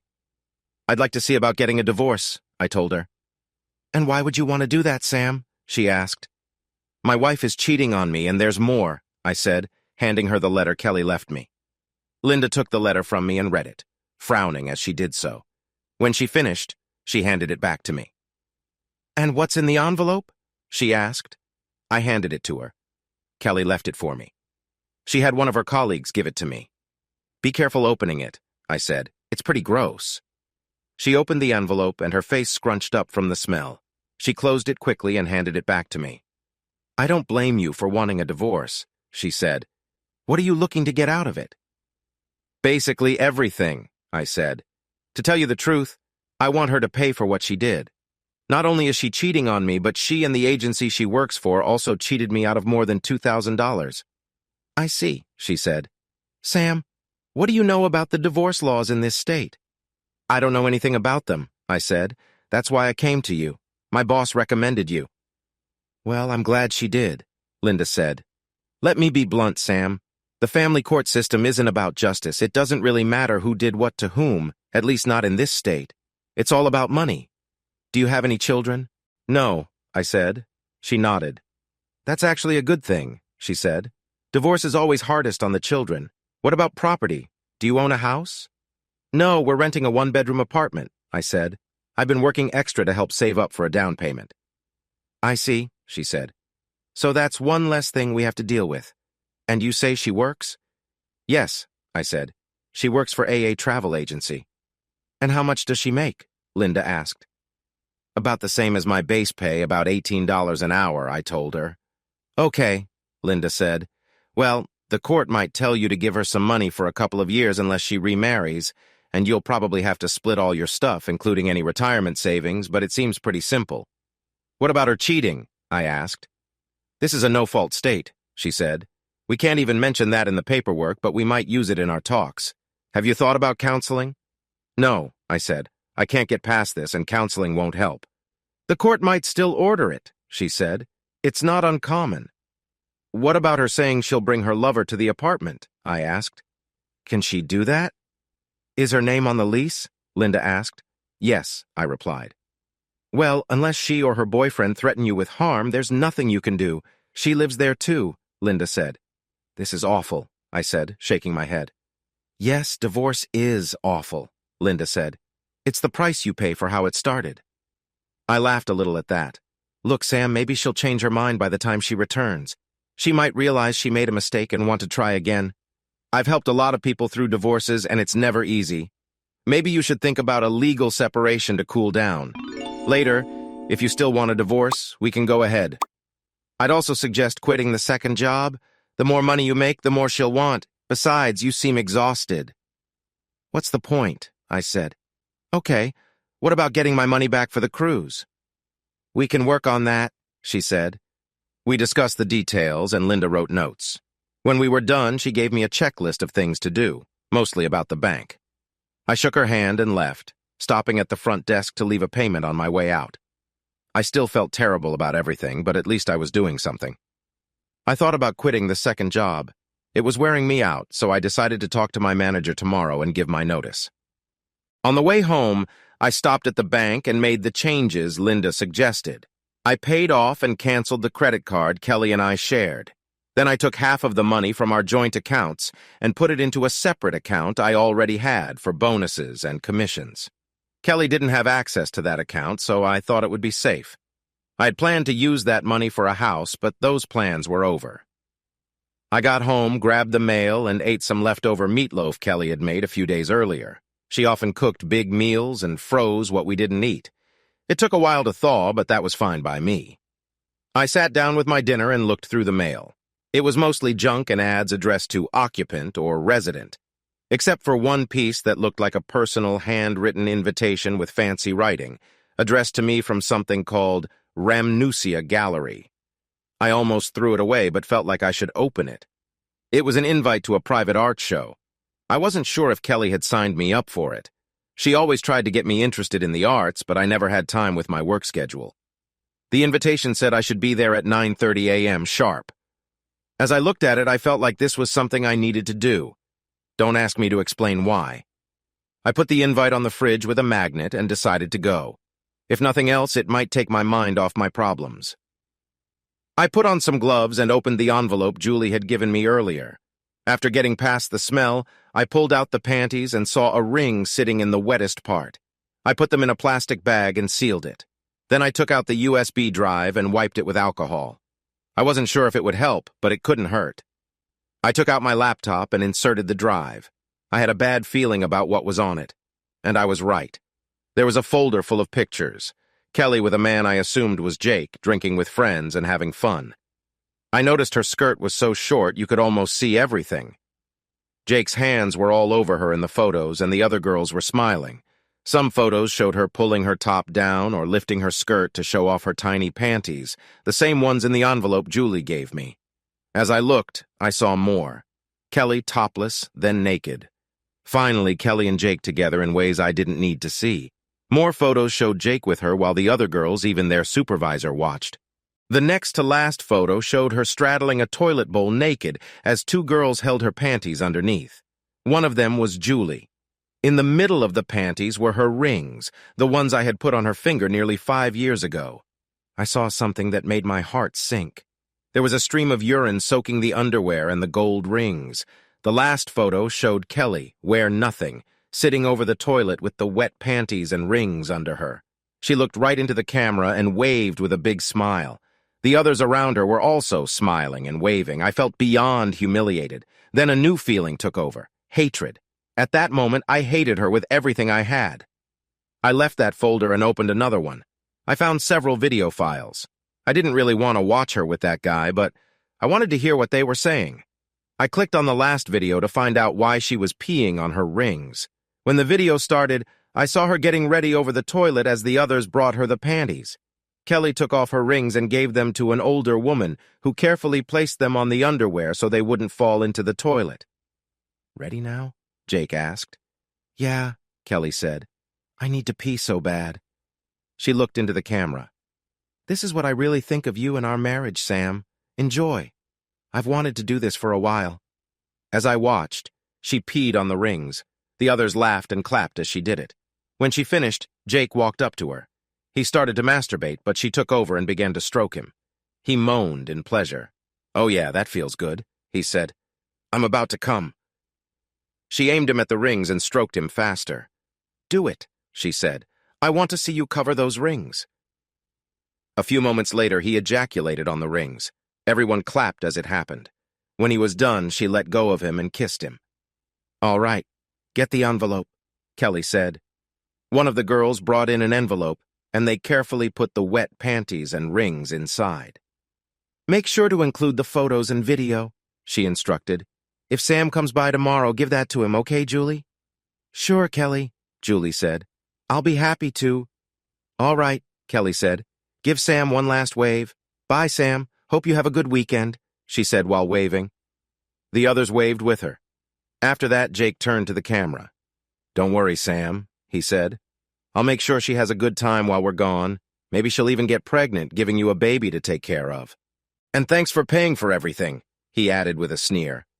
The video ended, and I felt sick. Normally, I'm not a violent man, but at that moment, I wanted to hurt them all. I put my head in my hands. I was too angry to cry. All I wanted to do was lash out. I couldn't understand why she did this to me. I never cheated on her or hurt her. I worked hard for us to have a good life. If she had told me I worked too much, I would have made changes. But she didn't. I had an idea and went to the company's website. It was part of a big organization with offices across the country. I found email addresses for the CEO and chairman of the board. I wrote an email threatening a lawsuit and attached the video, then sent it. I saw our pictures around the room, on tables and walls. I lost it and tore them all down, ripping her face out of each one. I was looking for something else to destroy when the doorbell rang. Who could that be, I wondered. I looked through the peephole and saw Julie with another woman from Kelly's office. I couldn't remember her name. I opened the door. "What do you want?" I snapped. They jumped back, shocked by my anger. "Can we talk, Sam, please?" Julie begged. "Why? Haven't you done enough? What makes you think I want to hear anything you have to say?" "Can we at least come inside?" she asked. I thought it over and decided to record the conversation. I pulled out my phone and started recording, then let them in. I sat on the couch and looked at them standing there. "Well?" I asked. "What's so important?" "Can we have something to drink, please?" Julie asked. "No," I said. "You won't be here that long. Say what you came to say and get out." They looked at each other before Julie spoke. "I talked with Kelly earlier," she said. "I told her what you said. She's very upset." "Like I care," I said. "What else?" "She wants to know if there's anything she can do to make this up to you." I laughed out loud. "Yeah, there's something she can do," I said. "She can jump off a cliff for all I care." They looked shocked. "You can't mean that," Julie said. "She's your wife." I handed her Kelly's letter. "Read that," I said. I watched her eyes widen as she read it. "I'm sorry, Sam," she finally said, handing the letter back. "Yeah, you are," I said. "You all are. You knew what Kelly was doing and you cheered her on. I saw the video." "You all thought that was pretty funny, huh?" They all looked a bit embarrassed. "I'm sorry, Sam," she said. "Kelly made us think you were okay with what she and Jake were doing." "No, she was wrong," I said. "I think it's best if you both leave." They turned to go, but Julie paused at the door and looked back. "Maybe I can help you get through this, Sam," she said. I shook my head. Yes, she was pretty, but I couldn't trust her. I also didn't want to give Kelly any reason to sue me back. "Maybe you should leave and never come back," I said softly. They left, and I locked the door behind them. After a while, I decided to drink away my problems. I drove to the corner store and bought a 6-pack of beer and some cigarettes. I had quit drinking and smoking when we got married, but now I didn't care. When I got back home, I sat on the balcony. I drank the beer and smoked several cigarettes before going to bed. The next day, I got up, took a shower, and brushed the taste of beer and cigarettes out of my mouth. I got dressed and headed out. I looked up directions to the art gallery online and saw I had just enough time to get there by 9:30. I made a cup of coffee to take with me and left. I arrived at the Victorian house from the invitation and was surprised to see no other cars. I thought more people would be invited to this event. I got out and walked to the door. Just as I was about to knock, it opened. A small, blonde woman who looked to be in her early 20s greeted me. "Good morning, Mr. Carmichael," she said with a smile. "You're right on time. Please come in. I'm Dr. Adrestia Rhamnousia," she added, offering her hand. I shook it. "Nice to meet you," I said. "Am I the only one coming?" "Yes, you are," she said, as she led me to a room with a covered painting on an easel. 2 chairs were in front of it, with a small table between them. "Please have a seat," she said, pointing to the chair on the right. I sat down and watched as she uncovered the painting. "This might surprise you," she warned. I nodded. "Okay," I said, curious. She lifted the cover, revealing a painting of Kelly lying on a bed with another man between her legs. I closed my eyes. "Cover it up," I said. "Please, cover it back up." "I'm sorry," she said, placing the cover back over the painting. "How did you get this?" I asked. "Did Kelly set this up? Is this some kind of trick?" I am not amused. "No, Kelly didn't set this up," she said. "I know this is a shock. Let's go to my office and I'll explain." I followed her upstairs to an office full of old books and scrolls. A large monitor was on one wall. She pointed to a chair in front of a cluttered desk. "Please sit while I make some tea," she said quietly. "Tea? How would tea help?" I sat down, still in shock, as she poured a cup of tea. She handed it to me and waited for me to drink. Surprisingly, I started to feel a bit better after a few sips. She smiled and sat at her desk. "Can you explain what's going on?" I asked. She nodded. "Of course, Sam," she said. "It's okay if I call you Sam, right?" "Yes," I said. "All right, I help people like you get justice. I've been watching your wife for a while and decided to step in after she wrote that letter to you," she said. "You didn't know any of this was happening, did you?" "No, I didn't," I said. "How did you know about the letter? Were you spying on us? Are you a private investigator?" "I'm not a private investigator," she said. "I monitor marriages. It's my job and has been for many years. Let me show you something. Please, watch the monitor." I looked at the screen, and it showed a video of my apartment. I saw Kelly writing the letter at the kitchen table. Below the video, there was a box with words scrolling through it, her thoughts as she wrote. She paused to write another paragraph. Below, more words appeared in the box. I have to stop him from filing for divorce, the words said. How can I put this? I know he won't accept what I'm doing, and I can't tell him I'll countersue for cruelty or abuse. That's the plan, but I can't tell him that. No, I'll use what Jake suggested. What are those words below the video? I asked. Those are her thoughts as she wrote the letter, Adrestia said. Her thoughts? How is that possible? It just is, she said. It's our special method. The bottom line is if you file for divorce, she'll counter, claiming you abused her. But that's a lie, I said. I've never done that. I know, she said, but the court here will likely believe her over you, and she knows it. My lawyer didn't mention this, I said. I know, she said. The lawyers and the system are the only true winners in divorce cases. If you want justice or fairness, you won't find it there. Kelly also told Jake that's what she planned to do. Watch. Asterisk, asterisk. As I watched the screen, the scene changed. I saw Kelly and Jake sitting close together on a plane. So, did you leave that letter for your husband? Jake asked Kelly. Yeah, I did, she replied. He's going to be so mad when he reads it, Jake told her. I know, she said. I don't really care. What will you do when he files for divorce? He asked. You know he will. That's easy, she said. I'll tell my lawyer to say he hurt me. I didn't put that in the letter to Sam, but the court will believe me. Jake laughed. Remind me not to make you angry, he said. She laughed and playfully hit his arm. You know it, she said. The video stopped. I was in shock. That's all a lie, I said. How can she do that and get away with it? People do it all the time, Adrestia said. I don't understand, I said. Why would she do this? I've never cheated on her. I've always taken care of everything. I've worked so hard to get us ahead. Why? Who knows why people do what they do, she said. Maybe you were working too much and not spending enough time with her. It's no excuse, but it happens. She could have told me, I said. I would have stopped working so much if I knew this would happen. Maybe, she said, but that's no guarantee it wouldn't have happened anyway. So what should I do? I asked. If you want, I can help you get some justice, she said. Are you up for that? Of course, I said. But how?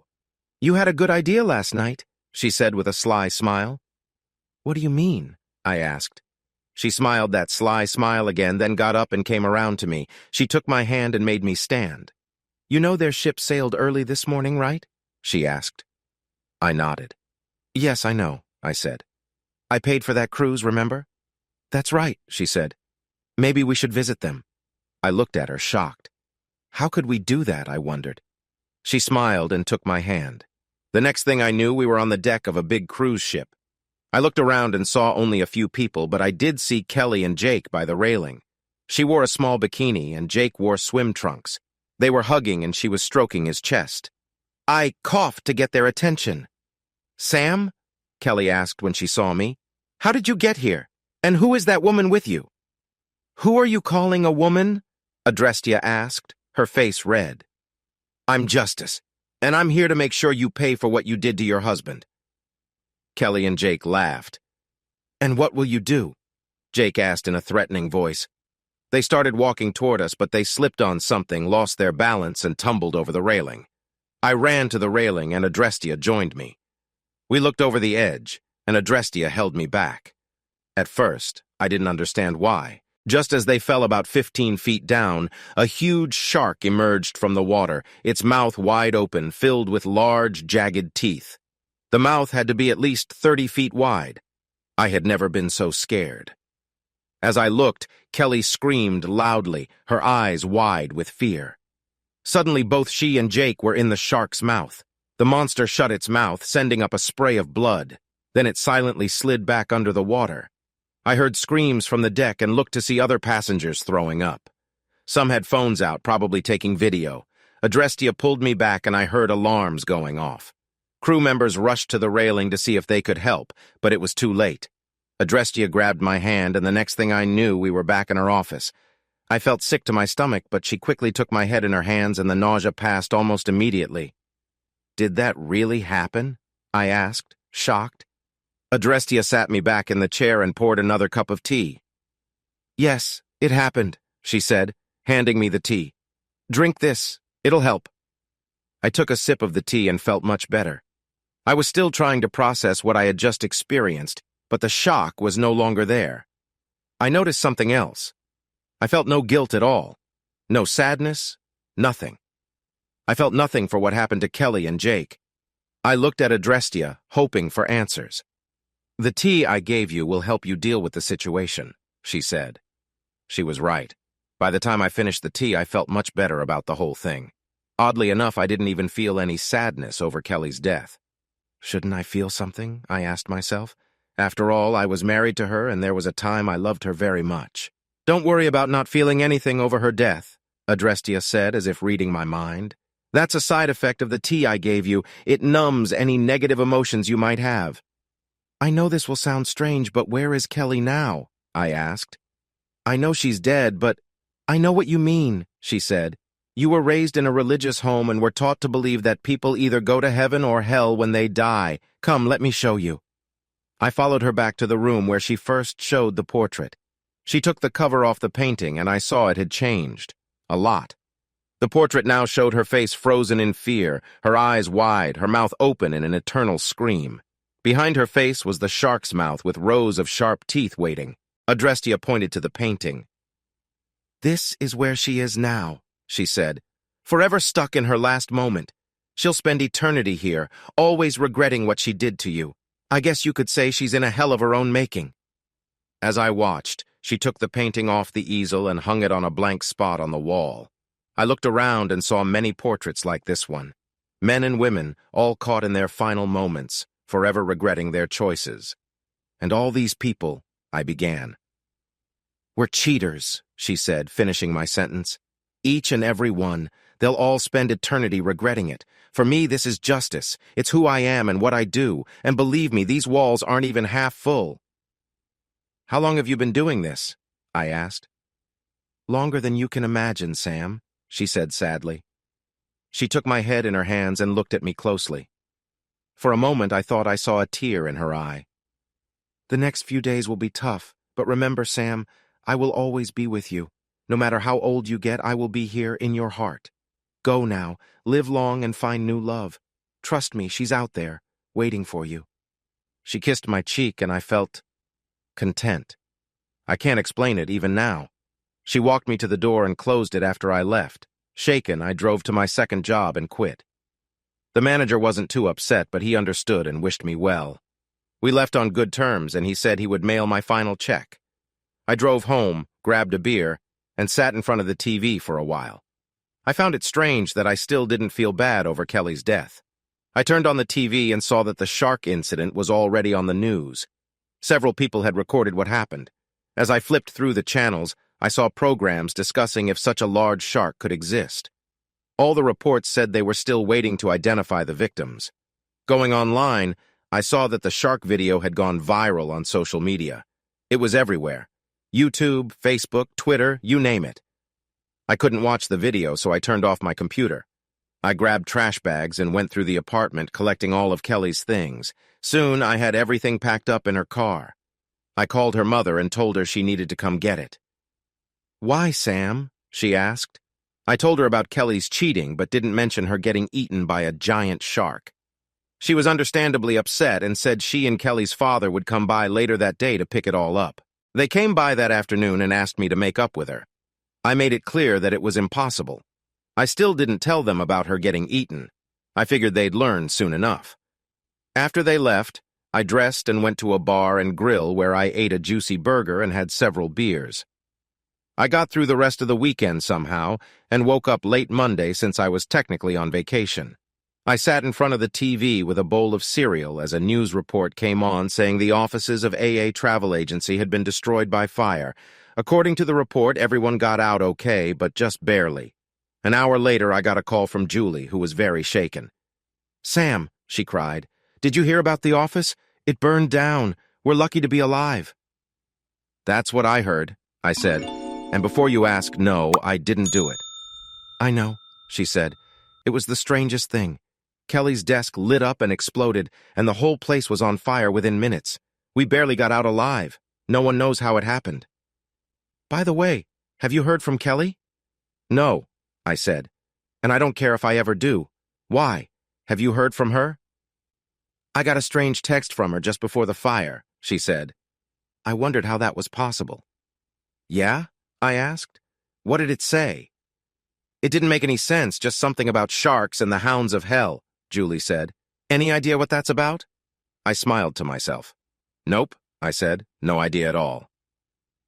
We ended the call and I sat back, smiling. I drove to see Adrestia and ask her about the fire, but the Victorian mansion with her gallery was gone. I sat there and looked at the empty lot, wondering what happened. After a while, I shook my head and drove home. Epilogue. It took a couple of weeks, but I eventually heard from the cruise line. They told me about Kelly's death and sent a check that covered the ticket price and the accidental death policy. I contacted Linda and told her the separation was no longer needed. She offered her condolences, but they didn't mean much to me. A couple of weeks later, I heard from the travel agency headquarters. They offered me a large sum of money to stay silent and not sue. They also told me that everyone in the office where Kelly worked had been fired and a new team was being chosen for their new office. I thought about their offer and decided to accept it. Kelly's parents held a memorial service for their daughter, but I chose not to attend. I didn't even send flowers. They weren't happy, but said they understood how I felt. Life went on, but it took a long time before I started dating again. Since I didn't have to work the second job anymore, I started going to the gym to get back in shape. I felt good about myself, and women at work started asking me out. I went on a few dates but didn't rush into a new relationship. It took me a couple of years to trust someone completely again. Eventually, I met Marcy, a coworker who had left her husband. We've been dating for a while, and I'm thinking about proposing to her. Life is looking up. Adrestia moved on to her next case. One day, she sat at her desk and took a deep breath. She saw all the pain and cries for help she had handled. Suddenly, she felt overwhelmed. She put her head in her hands and cried, something she hadn't done in 2,000 years. In case you haven't noticed, February is the worst. It's cold, snowy, and just plain awful. If I could get rid of 1 month each year, it would be February. But wishes don't change reality. I had planned to take my wife Linda out for Valentine's Day, but a big snowstorm shut down the town, so we stayed home with the kids. We watched Frozen again. The kids had fun, and Linda and I enjoyed some time together. Later that month, Linda and I were resting on the sofa after getting Emma and Timmy to bed. Her phone rang, and I grumbled. "It's Dee. I need to take this," she said. We had a group of friends we hung out with. We all had strong views on loyalty and marriage. When we went out, we could dance with each other's spouses and feel safe. We were closest to Dee and her husband, Dave. Linda made a quick gesture that she would keep the call short. Linda's excitement grew as she talked to Dee. When she finished, she dropped onto my lap, smiling. "So, what's up?" I asked, matching her smile. "My dear husband," she said playfully, "I know you think February has been awful." "You got that right," I said, reaching for my wine. Linda caught my hand and placed it on her waist. "Dee had a great idea," Linda said. "Since this is the worst February ever, and it has an extra day, why not make something fun out of it? The extra day is a Friday. We could get sitters for the kids, have a nice dinner, dance at a good club, and stay at a hotel. It could end this terrible month on a high note." The idea sounded good, but I had a few questions. "How do we get from the club back to the hotel without driving?" I asked. "I'm usually the one who thinks of what might go wrong." "That's the best part," Linda said excitedly. "Remember the Madison uptown? There's a dance club nearby that Dave's coworkers go to. They have a live band on Friday, and no cover if you eat at the Madison. Phil and Jane have already asked Mrs. Porter to watch their kids, and she can take ours too." I'll think about it," I said, pretending to be serious. I actually liked the idea, but wanted Linda to persuade me. Instead, she hit me with a sofa pillow. "Ow! Okay, let's do this. But I have one condition," I said. "What's that?" Linda asked, suspiciously. "Wear the dress you bought for Valentine's Day that I haven't seen yet," I said. "As you wish, my lord," she replied with a smile. The dress was blue. I can't describe the exact shade, but it made her blue eyes look stunning. It had long sleeves, a high neck, and the skirt went below her knees, but it was still beautiful. 2 days before our big night, I came home from work and sorted through the mail. There were bills, junk mail, and ads. But one large envelope caught my eye. It was addressed to us by name, Jim and Linda Carlisle, in very fancy handwriting. It was from something called Rhamnousia Gallery. I almost threw it away, but something told me to open it. The letter inside invited us to a private exhibit at the gallery the next evening at 6 p.m. No dress code was mentioned. At first, I thought it was a scam for a timeshare or something. I looked around and saw that nothing seemed like a sales pitch. There was no request for money either. I showed it to Linda. "Have you heard of this place before?" I asked. She shook her head. "No, never," she said. "Are you sure this isn't some trick? Maybe they're trying to get us to donate money or something." "I checked and no, there's nothing like that," I replied. "No donations or anything else." "Well," Linda said, shrugging, "maybe it's real. What's the harm? If we don't like it, we can always leave. I'll call Mrs. Porter and see if she can watch the kids till we get back. You can drive me to work and pick me up later, then we'll go." Linda called Mrs. Porter, who kindly agreed to watch the kids, so it was all set. The next day, we left a bit early. I dropped Linda off and went to work. After work, I picked her up and we headed to the address on the invitation. We arrived at the gallery, which was a big Victorian-style house, at least 100 years old. We walked up to the front door. It opened as soon as we stepped on the porch. A young, attractive blonde woman stood there. "Welcome, Mr. and Mrs. Carlisle," she said. "I'm Dr. Adrestia Rhamnousia, and this is my gallery. Please come in." Linda and I exchanged a look and then stepped inside. The walls were covered with portraits. They all showed people in different stages of distress. "What kind of gallery is this?" I asked. "It's very special, Jim," the blonde said. "There's nothing like it in the world. May I call you Jim?" "Of course," I said. "Thank you," she said. "Please call me Adrestia or Dr. A. Most people find that easier." "So, you're really a doctor?" Linda asked. "Yes," she replied. "I have degrees in many fields." I wondered how she could be so accomplished given her youth. "Age doesn't always show achievements, Jim," she said, seeming to read my mind. "Trust me, I'm much older than I look," she added with a smile. She led us to large double doors and opened them. Inside, we saw a covered portrait on a stand near two antique chairs with a small table between them. "Please have a seat," Dr. A said, pointing to the chairs. We sat, and she stood next to the portrait. "What you are about to see may surprise and perhaps shock you," she said. "But don't worry, I will explain." With that, she uncovered the portrait. To say we were shocked would be too mild. The portrait showed Linda in a blue dress, the one she had never worn, holding hands with another man. I knew him right away. Marc Lavaliere, the star tight end for the Sharks, our local football team. The look she gave him was full of admiration, the same look she usually gave me. It was a look that said he was the most important person in her world. Behind her, another man, me, stood in the clothes I planned to wear for our date. My expression was one of shock. I couldn't decide which was worse, the way Linda looked at Lavaliere in the portrait or the shock on my face. Linda and I exchanged a look, and my face burned with embarrassment. "Please don't be embarrassed," Dr. A said. "I know you have many questions. I'm ready to answer them, but you might not like what I have to say." "How did you get this portrait?" I asked.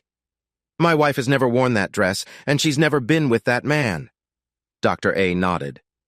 "I know," she said. "Please come to my office and I'll explain." We followed her upstairs to a small office crammed with books and scrolls. She invited us to sit in two chairs in front of her desk and walked to a cabinet behind it. "Would you like some tea?" she asked. "It's a special blend." "Yes, please," Linda said nervously. Dr. A smiled and poured 2 cups of tea, handing them to us. We sipped it and found it refreshing. Smiling, Adrestia sat down. "Please open your minds and let me explain before you ask questions," she said. "What you saw is a glimpse of your near future, maybe 24 to 30 hours ahead. It will be an important moment in your relationship. It will happen no matter what. How you deal with it is what matters." "Wait," I said. "Are you saying that what we saw in that portrait is going to happen tomorrow?" "Yes," she replied. "What if we decide not to go out tomorrow night as planned?" I asked. "Then you will just be delaying the inevitable," Dr. A said. "It will happen." "Why are you showing us this?" Linda asked. "Who exactly are you?" Dr. A smiled. "I have been called many names over time," she said. Nemesis and Tyre are just a couple. Others might call me less polite names, especially those who have faced my kind of justice. Let me explain. Normally, I don't get involved unless I'm asked. By then, the bad thing has happened, and my job is to deliver justice. My husband suggested I take a different approach this time, a more active one. Is that your husband? Linda asked, pointing to a small photo on her desk. In the picture, Dr. A was with a smiling man wearing a hat. Dr. A smiled and picked up the photo. Yes, that's him, she said. His name is Max. He's more than my husband. He's my close friend and someone I trust. He's the one who suggested I be more active in this matter. She set the photo back on the desk and looked at the couple sitting across from her. You see, we've been watching Mr. Lavalier for quite some time, Dr. A explained. I don't know if you know this, but he's known for going after married women. Linda looked at me, shocked. Adrestia continued. About a month ago, he targeted another young woman, a nurse married to a self-employed man, she said. He wanted to get close to her, but they managed to keep him away. The husband showed him what might happen if he didn't stop. Lavalier wisely backed off, and we thought he had learned. But we kept watching him. You've been watching him? I asked. Adrestia nodded. Yes, she said. Let me show you something. She turned to her computer and started a big screen on the wall. Watch the screen. As we watched, we saw Lavalier talking with a couple of his friends. So, Mark, you going out with us tomorrow night? One of the men asked. Hell yeah, Lavalier said. It's been a long time since I've had a good time. What, that girl you were with the other day wasn't good enough? The other friend asked, making them all laugh. She was all right, I guess, Lavalier said. But there's nothing like finding a married woman, especially when she's out with her husband. Weren't you in trouble the last time you tried that? The first friend asked. Lavalier shrugged. Yeah, a little, he said. But what are the chances the next husband will be some kind of fighter? Give me a break. Most of these guys are weak. None of them will come after me. If they do, I'll just fight them and take their wife anyway. They all laughed at that. A real gentleman, I thought sarcastically. Linda and I looked at each other, shocked. This wasn't the Mark Lavalier we had heard about in the news. According to the reports, he was a respected man involved in many activities and charities. Most people saw him as a hero. What we heard was very different. Not exactly the Mark Lavalier you've heard about, right? Dr. A asked. No, not at all, Linda said. So when did this happen? I asked. This is happening now, Adrestia said. You're having him watched? I asked. Dr. A chuckled. Not exactly, she said. I'll just say it's part of my job. So what happens next, after what you showed us? I asked. Well, that's where things get a bit tricky, Adrestia said. I can show you the past and what's happening now. The future is different. Yes, I can see a few hours ahead, but there are many possible endings. It's really up to you. I can show you some possible futures. Are you interested? Yes, Linda and I said at the same time. All right, follow me, Adrestia said, standing up. We got up and followed her out the door and up some stairs. When we reached the third floor, we saw a hallway with 4 small rooms on each side. This is a new part of the gallery, Dr. A said. I call it the Hall of Possibilities. Each room shows a possible future, depending on your choices. Remember, these are just possibilities. Nothing is set in stone. All you have to do is step into the room, and you will see the scenario play out. You won't be able to interact with anyone, and no one will interact with you. You might feel a bit dizzy, so keep one hand on the side rail. When you have seen enough, step back. Any questions? No, I said. Very well, she said. I'll watch your progress and come get you when you're done. She went into another room and closed the door. Linda and I looked at each other, shrugged as if to say, what the heck, and walked to the room marked 1. You ready for this? I asked. No, but we have to do it, she said. Remember, it's not real. I know, but I'm still nervous, I said. Me too, she said. Here we go. We held hands, grabbed the side rail, and stepped into the first room. The glass in front of us and on each side shimmered before showing us the inside of a club. It was like watching a movie with virtual reality glasses. I felt like we were really there. I saw people walking around, drinking, and talking as if we were there. I looked to my side and saw Linda doing the same as me. I looked back at the scene in front of us and saw 9 people at a table. Linda in her blue dress and the other 4 couples, including Dee and her husband Dave. Apparently I was either getting something from the bar or in the men's room. I saw Dave ask Linda in the movie to dance and heard what she said. "I'd love to, Dave, but I want tonight to be special for Jim and me. I'm only dancing with him tonight," she said. Was I proud? Happy? Absolutely. I handed out the wings and whispered to Linda. "So, is it time to leave yet?" I asked. "Right after you brought more wings? What are you thinking?" "We need our energy for my plans," she said, raising an eyebrow. She held my hand under the table.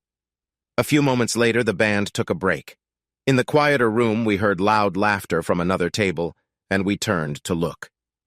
"Hey, isn't that Mark Lavaliere?" Phil asked, leaning around me. It is, Dee squealed with excitement. Mark Lavaliere was a famous football player for the Sharks, our city's pro team. Unlike others on the team, he lived here all year. He was known for being a really nice guy and did a lot for the community. Mark became the main topic at our table as the guys talked about his football skills and the women praised his good deeds. "It doesn't hurt that he's handsome either," Dee added. Linda and I knew who he was, but we were more interested in each other. We held hands under the table, ignoring the conversation. "Hey, you two, get a room," Dee said. Linda and I looked at each other. We hadn't even been kissing. Feeding her wings didn't count. Besides, we'd already booked a room. We were saved from more teasing when the band started again. "Shall we dance here or upstairs?" I whispered to Linda. Before she could reply, Jane interrupted. "Look, he's coming this way!" she exclaimed. Sure enough, Lavaliere was heading for our table. The women at our table got very excited, trying to look their best. Linda looked down and squeezed my hand tighter. "Hi, I'm Mark. Would you like to dance?" he asked, standing behind Linda. I felt her drop my hand in surprise. She turned away from me, took Mark's hand, and stood up without even looking back at me. Her hand looked tiny in his big one. Her face lit up with joy, and it was like I didn't exist to her anymore. "Hey, man, now my feelings are hurt. I thought she was just dancing with you tonight," Dave teased me. "Yeah, that's what I thought too," I muttered. "Relax, Jim. It's just a dance," Jane tried to calm me. I tried to believe her, but I had a bad feeling. The band played a couple of fast songs, and everyone watched them dance. Mark was really good, much better than me, and Linda was clearly having a great time. They looked perfect together, and people couldn't take their eyes off them. "Don't they look great together? Come on, Jim, let's join them," Dee suggested, trying to distract me. "Thanks, but no," I said quickly. The next song was a slow one. I watched Linda melt into his arms, fitting perfectly. Mark whispered something to her, and she smiled sweetly in response. He wasn't doing anything wrong, but I still didn't like it. Another slow song, a ballad. Mark smiled as he held her. He was pleased with how things were going. I had seen enough and wanted to stop it. I stood up, but Jane grabbed my arm. "Wait, Jim. Let her have this. Don't ruin it for her," she said. I pulled my arm away, but then saw Linda's face. She looked like she wanted to be exactly where she was. It was clear I was not on her mind. I sat back down, feeling heartbroken. Finally, the song ended. Mark nodded at the band leader, who started a faster song. He and Linda left the dance floor, smiling at each other, but not touching. Linda gave him a bright smile as she returned to our table, and he went back to his. The difference between a woman's best smile and her second-best smile is small. If you don't know her well, you wouldn't notice. As Linda neared the table, her best smile changed to her second-best when she saw me. "I keep telling you that you're the most attractive woman here," I whispered to her as I seated her. I held her hand. "Is it time to take the next dance back to our room?" For a moment I thought Linda was afraid. Her eyes widened and her hand shook. She recovered quickly and looked away. "I'm sorry, everyone. I just have to go to the restroom right now." "Linda, come with me?" Dee asked loudly. I was too distracted to wonder why she had to announce it to everyone. Linda looked at me apologetically. "Sorry, Jim. I could use a break too," she said, sounding a bit sad. She got up and left without answering my question. The group immediately started talking about why women can't go to the restroom alone. I started wondering why my friends were keeping the talk going until Dee came back, alone. "Where's Linda? Is she okay?" I asked, almost yelling. "Relax, Jim," Dee said with a smile. "Linda is fine. She just had something to do." You don't need to worry about her. She's a grown woman. What did that mean, I wondered. Sure, I worried about Linda, but she worried about me too.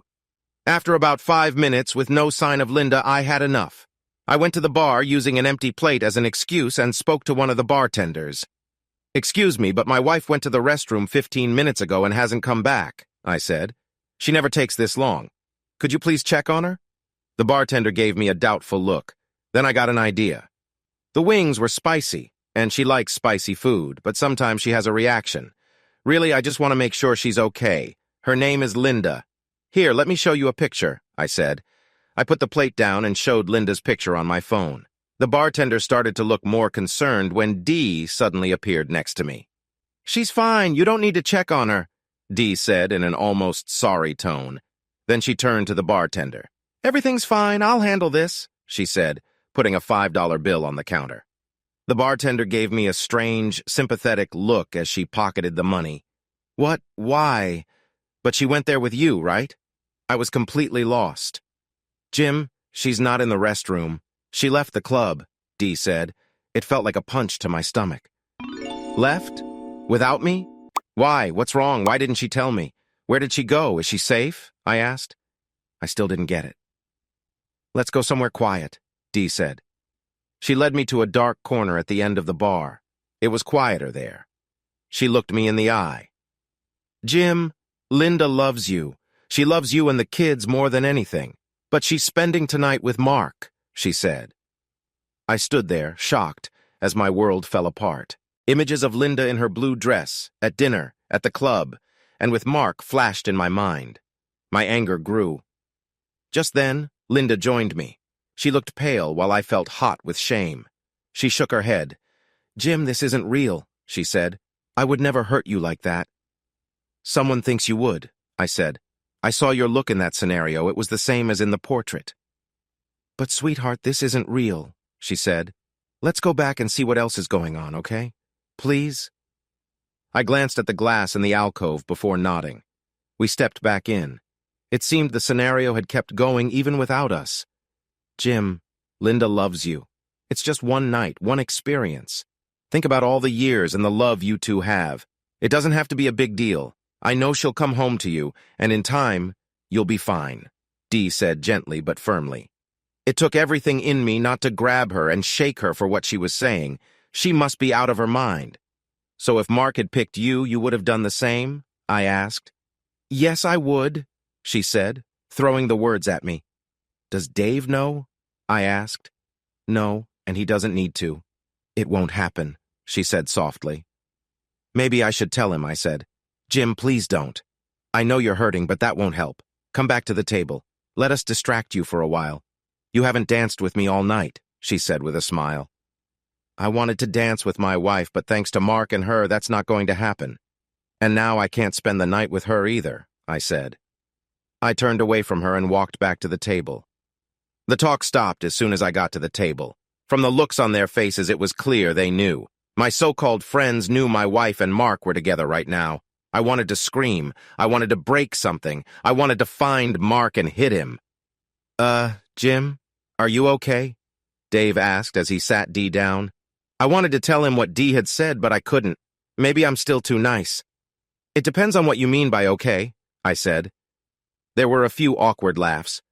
Come on, it was a bad thing to do, but you and Linda won't break up over this, right? You're not going to divorce her? Dave asked. Why shouldn't I replied, my voice cold. Everyone at the table gasped. Why are you all shocked? I asked. We all agreed long ago that cheating is unforgivable. Once it happens, it's over. But Jim, it's Mark Lavaliere, Dee said. So what? I don't care who it is. If she's with someone else, it's done, I said angrily. I looked at Dave. What if Dee left with some guy for the night? Would you be okay with that? Dave's face turned red. He glanced at his wife, who was now staring at the floor. Jim, think about your kids. You love them and they need you. Think of them before you decide, Jane said. Her kids and mine were best friends.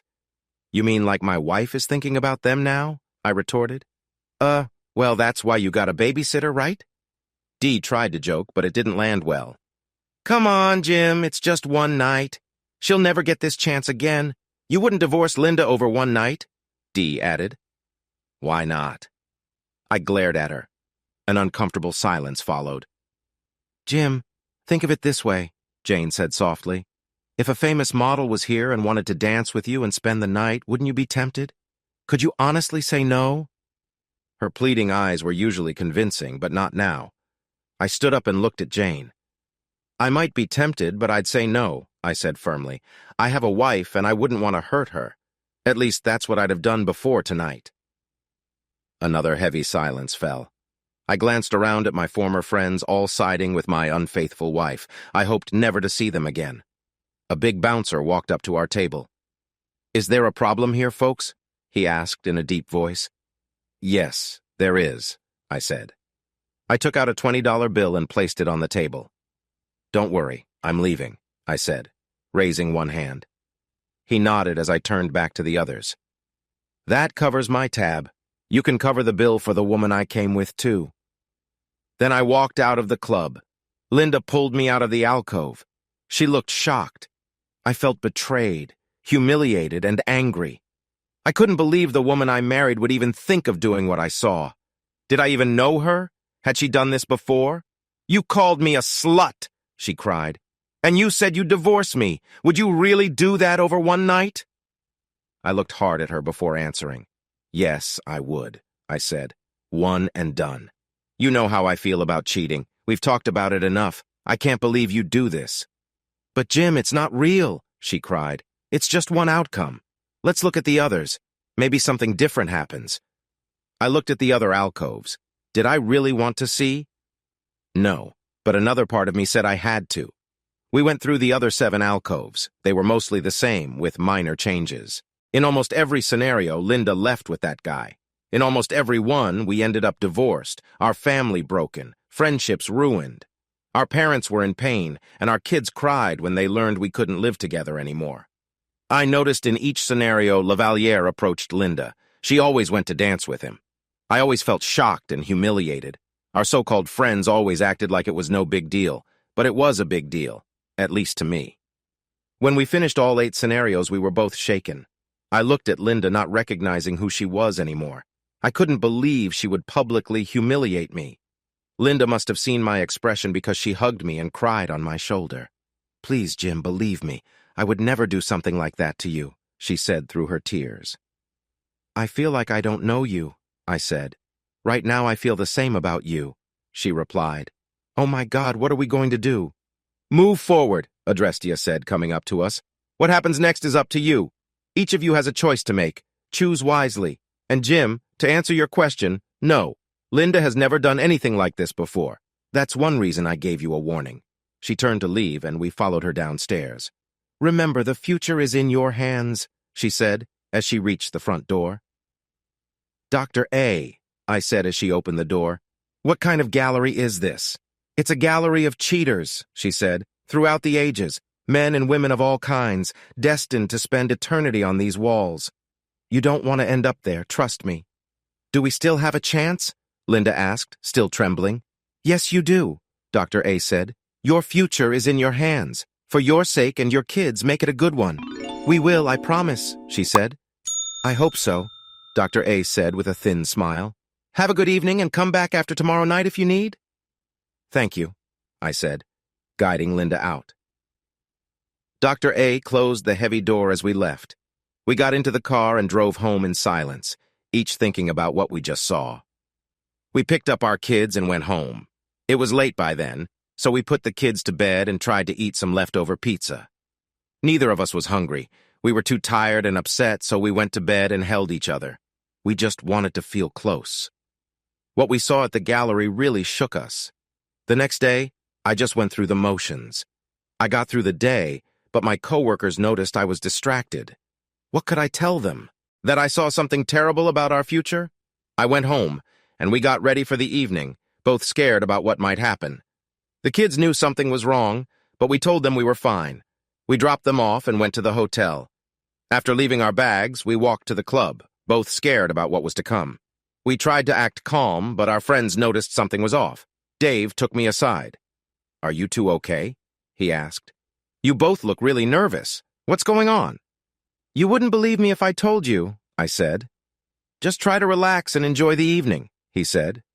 I'm trying, I replied. Others also noticed, but we couldn't explain. I tried to ease the tension by telling Linda how nice she looked. You look amazing in that new dress, I whispered. You're the most beautiful woman here, as always. Oh, you, she said nervously. She leaned close to me. I could feel her shaking and knew she was as nervous as I was. You know how to cheer me up. We aren't great dancers, but we did it for fun and to enjoy each other's company. I danced with the love of my life, taking breaks for snacks and drinks. I went to get more wings, and when I came back, Dave was asking Linda to dance. I heard her answer and knew a big moment was coming soon. Her voice shook, and I knew she felt the same. I'd love to, Dave, but I want to make tonight special for Jim and me. I'm only dancing with him tonight, she said. I felt proud. I handed out the wings and whispered that we should leave. She promised a fun night later and put me off. Then it happened, just like at Dr. A's gallery. A few minutes later, the band took a break. In the quiet, we heard loud laughter from another table. We turned to look. Isn't that Mark Lavaliere? Phil asked, leaning to see. It is, Dee said excitedly. Mark Lavaliere was a star on our city's football team. He lived here year-round. He was known for being a good guy and doing lots of good in the community. Mark became the main topic of conversation. The guys talked about his football skills, and the women praised his kindness. He's also really handsome, Dee added. Linda and I knew who he was, but we were only interested in each other right then. We let the conversation wash over us, holding hands under the table. Hey, you two get a room? Dee teased. Linda and I looked at each other. We hadn't even been kissing, just feeding each other wings. We'd already gotten a room anyway. The band starting again saved us from more teasing. Want to dance here or go upstairs? I whispered to Linda. Before she could reply, Jane interrupted. Look, he's coming this way, she exclaimed. Sure enough, Lavaliere left his table and headed for ours. The women at our table got excited. 4 of them tried to look pretty, hoping he'd choose them. It was a bit embarrassing. If you think a woman can't show off while she's sitting, think again. Linda looked down and held my hand tighter. Hi, I'm Mark. Would you like to dance? He asked. He stood behind Linda's left shoulder, holding out his hand. For a moment, time seemed frozen. Then it happened. I saw the look on her face. I saw her reach out and take his big hand, starting to stand up. I knew I had to act. I stood quickly and spoke up. The lady is with me and her dance card is full, I said. Mark looked surprised, like I was a bug to be stepped on. Linda turned to me, shocked. I looked back at her. Isn't that right, dear? I asked firmly. Her face changed, like waking up from a dream. Her eyes grew wide as she looked at me. She quickly pulled her hand away from Mark like she had touched something hot. Mark looked surprised. My husband is right, she said to him. I'm flattered, but I promised him all my dances. I saw the doubt in his eyes as he thought about his choices.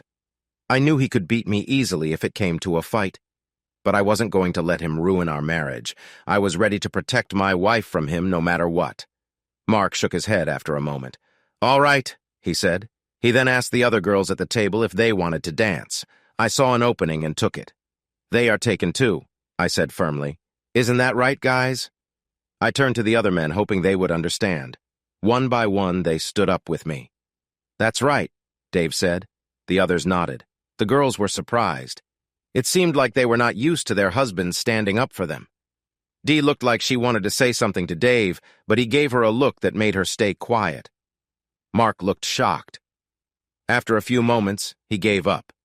He nodded, understanding it would not look good for him to push this any further. All right, he said, holding up his hands. I get it. No problem. Have a good night. We will, thank you, I said. To my surprise, he walked away. He headed to another table of women. Do you know who you just turned away? Dee asked, annoyed. Yes, Linda said. A troublemaker. Trust me, Jim did us all a big favor. How do you know that? Dee asked. You just met him. Trust us, Dee, I said. He's not someone you want around. I looked at my wife and saw love in her eyes. There was also pride. She closed her eyes and gave me a deep kiss. Want to dance, my love? I asked. She smiled and whispered in my ear. I'd rather be in bed with you, she whispered. I liked that idea. She grabbed my hand and told our friends, "We're heading to our room." She pulled me towards the restrooms. I waited outside while she went in. Dave came up to me. "What just happened?" he asked. "You wouldn't believe me," I said. "Does it have to do with Lavalier?" he asked. "Yeah," I said. "Let's just say he's not who people think he is." "Okay," he said. "Everything good with you and Linda?" "I think things will be better than ever," I said. "Go have fun. I'll talk to you later." "All right, Jim," he said, and went back to the table. The restroom door opened. Linda came out and handed me something. It was her panties. She had a mischievous smile. "I'm not wearing anything under this dress," she said. Happy, I took her arm and we left, waving to our friends. We shared a kiss in the elevator to our room. We got to our room and she was undressed before the door closed. Later we lay in bed, happy and close. Linda touched my face as she looked at me. "You're the bravest man I know, Jim Carlyle," she said. "You stood up to Mark even though he could have hurt you." "I think you're worth fighting for," I told her. "You would really have fought him over me?" she asked. "I was ready to," I said. "My hero," she said with a smile. "I love you so much, Jim Carlyle. Only you." "I love you too, Linda," I said. "You are my everything." We kissed again and made love one more time. We fell asleep holding each other tight. I knew everything would be okay. The next day we left the hotel and stopped at Dr. A's gallery. Adrestia opened the door before we could knock. "Come in," she said with a smile. "Did you have a good night?" "We did, thank you," I said. "Good," Dr. A said. "Follow me. I have something to show you." She led us to a room with a large painting. We saw a tall man wearing a fedora and a trench coat. "This is Max," Dr. A said. We shook hands and Adrestia stood next to the covered painting. "Thanks to you three, I need to add a new section to the gallery," she said. "Is that a bad thing?" I asked. She laughed. "I usually deal with revenge," she said. "Happy endings are rare here." "Well, you know the saying," Max said. "Living well is the best revenge." "Impressive knowledge, Max," Dr. A said with a smile. "We'll have to talk more about this sometime. First, I think our guests deserve to see their new picture." She lifted the cover, and we saw a photo of us in bed, covered, looking into each other's eyes. "What happened to the other picture?" Linda asked. "It changed," Dr. A said. "Do you like it?" "Yes," Linda and I said together. "So what happens to Lavalier?" I asked. "Don't worry about him," Adrestia said. "He'll get what's coming soon." She smiled and turned to Max. "Sweetheart, could you hang this in the new section?" she asked. "Of course, my love," he said with a smile. "Your wish is my command." As we watched, he took the picture and left the room. Adrestia turned back to us. She winked and spoke in an over-the-top voice. "The trick is to make them think they're in control," she told Linda, who smiled. "I'm really happy things worked out for you," she said after a moment. "You both chose well. Now go, live, love, and have a happy life. And remember, the doctor is watching." She pointed 2 fingers at her eyes, then at us. We got the message. "One last thing," she said as we went to the front door. "What's that?" Linda asked. "Congratulations," Adrestia said. "For what?" I asked. "You'll know soon enough," she said with a smile. Linda and I looked at each other confused. Adrestia closed the door, and we left, wondering what she meant. A few weeks later, I came home to find Linda waiting for me at the door. She was wearing a big smile. "I could get used to this," I said. "Where are the kids?" "They're staying with my parents for the night," she said. "I have good news for you." "What's that?" I asked. "You're going to be a daddy again," she said. I took her in my arms and kissed her. That was the best news I had heard in a long time. It must have happened at the hotel that night. "Really?" I asked. Was that what Adrestia meant when she congratulated us? How could she know? I pushed that thought aside and enjoyed the moment with my wife. Yes, things were going well. The next day I went to see Adrestia. I wanted to tell her the good news, but when I got to the address I found an empty lot. I checked the address but was confused. Where did the house go? I looked around and saw an older man sitting in a rocking chair on his front porch. I walked over to him. "Excuse me, sir," I said. "What happened to the house on that lot?" He looked at me like I was crazy. then looked at the empty lot.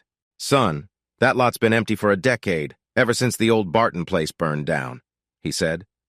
I turned to look but saw no sign of a house or any buildings. Confused, I thanked the old man and drove home. A few weeks later, we saw a news story. Lavalliere had met his downfall. A very angry husband, a veteran with PTSD, went to Lavalliere's house. When Lavalliere opened the door, the man saw him and his wife there. Enraged, he pulled out a shotgun and shot Lavalliere in both knees and aimed a third shot at him. The shot missed mostly, but it was enough to end Lavalliere's ways for good. The police arrested the veteran, charging him with assault and attempted murder. He claimed if he wanted Lavalliere dead, he would be. Evidence of Lavalliere's past came out, and the jury felt sorry for the man. He was not guilty of attempted murder, but guilty of assault. The judge considered his PTSD and military service, giving him time served and probation. Lavalliere's reputation tanked after that. His football career was over, and he lost all his endorsements. He moved west and got a job as a sportscaster at a radio station in Fresno. Later, men whose marriages he had hurt sued him. We stopped worrying about Lavalliere and forgot about him. Life went on in our home. Linda and I were closer and more in love than ever. Her pregnancy was going well, and we joined Lamaze classes. Tommy and Emma were excited to have a sibling. Linda went into labor around noon on Thanksgiving while we were at her parents' house. Kristen Marie Carlisle was born at 5:30 in the evening, weighing 9 pounds 8½ ounces. We all agreed she was our special Thanksgiving blessing. Linda beamed as the nurse handed her our newborn. On Christmas, Linda and I sat on the couch, watching Tommy and Emma open their gifts. Linda held Kristen, nursing her as the other kids played with their new toys. I looked at the tree with its blinking lights and shiny ornaments. One ornament, a round silver ball, caught my eye with a strange reflection. As I watched, two figures appeared. It was Adrestia and Max.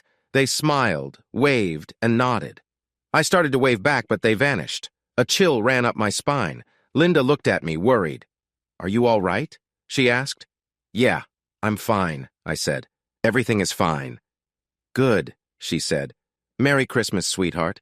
I love you." "Merry Christmas to you," I said. "I love you too." We shared a kiss and then looked back at the kids playing with their new toys. I glanced at little Kirsten, snug in her mother's arms. As I watched, it dawned on me. Sure, February can be tough, but it doesn't have to be all bad.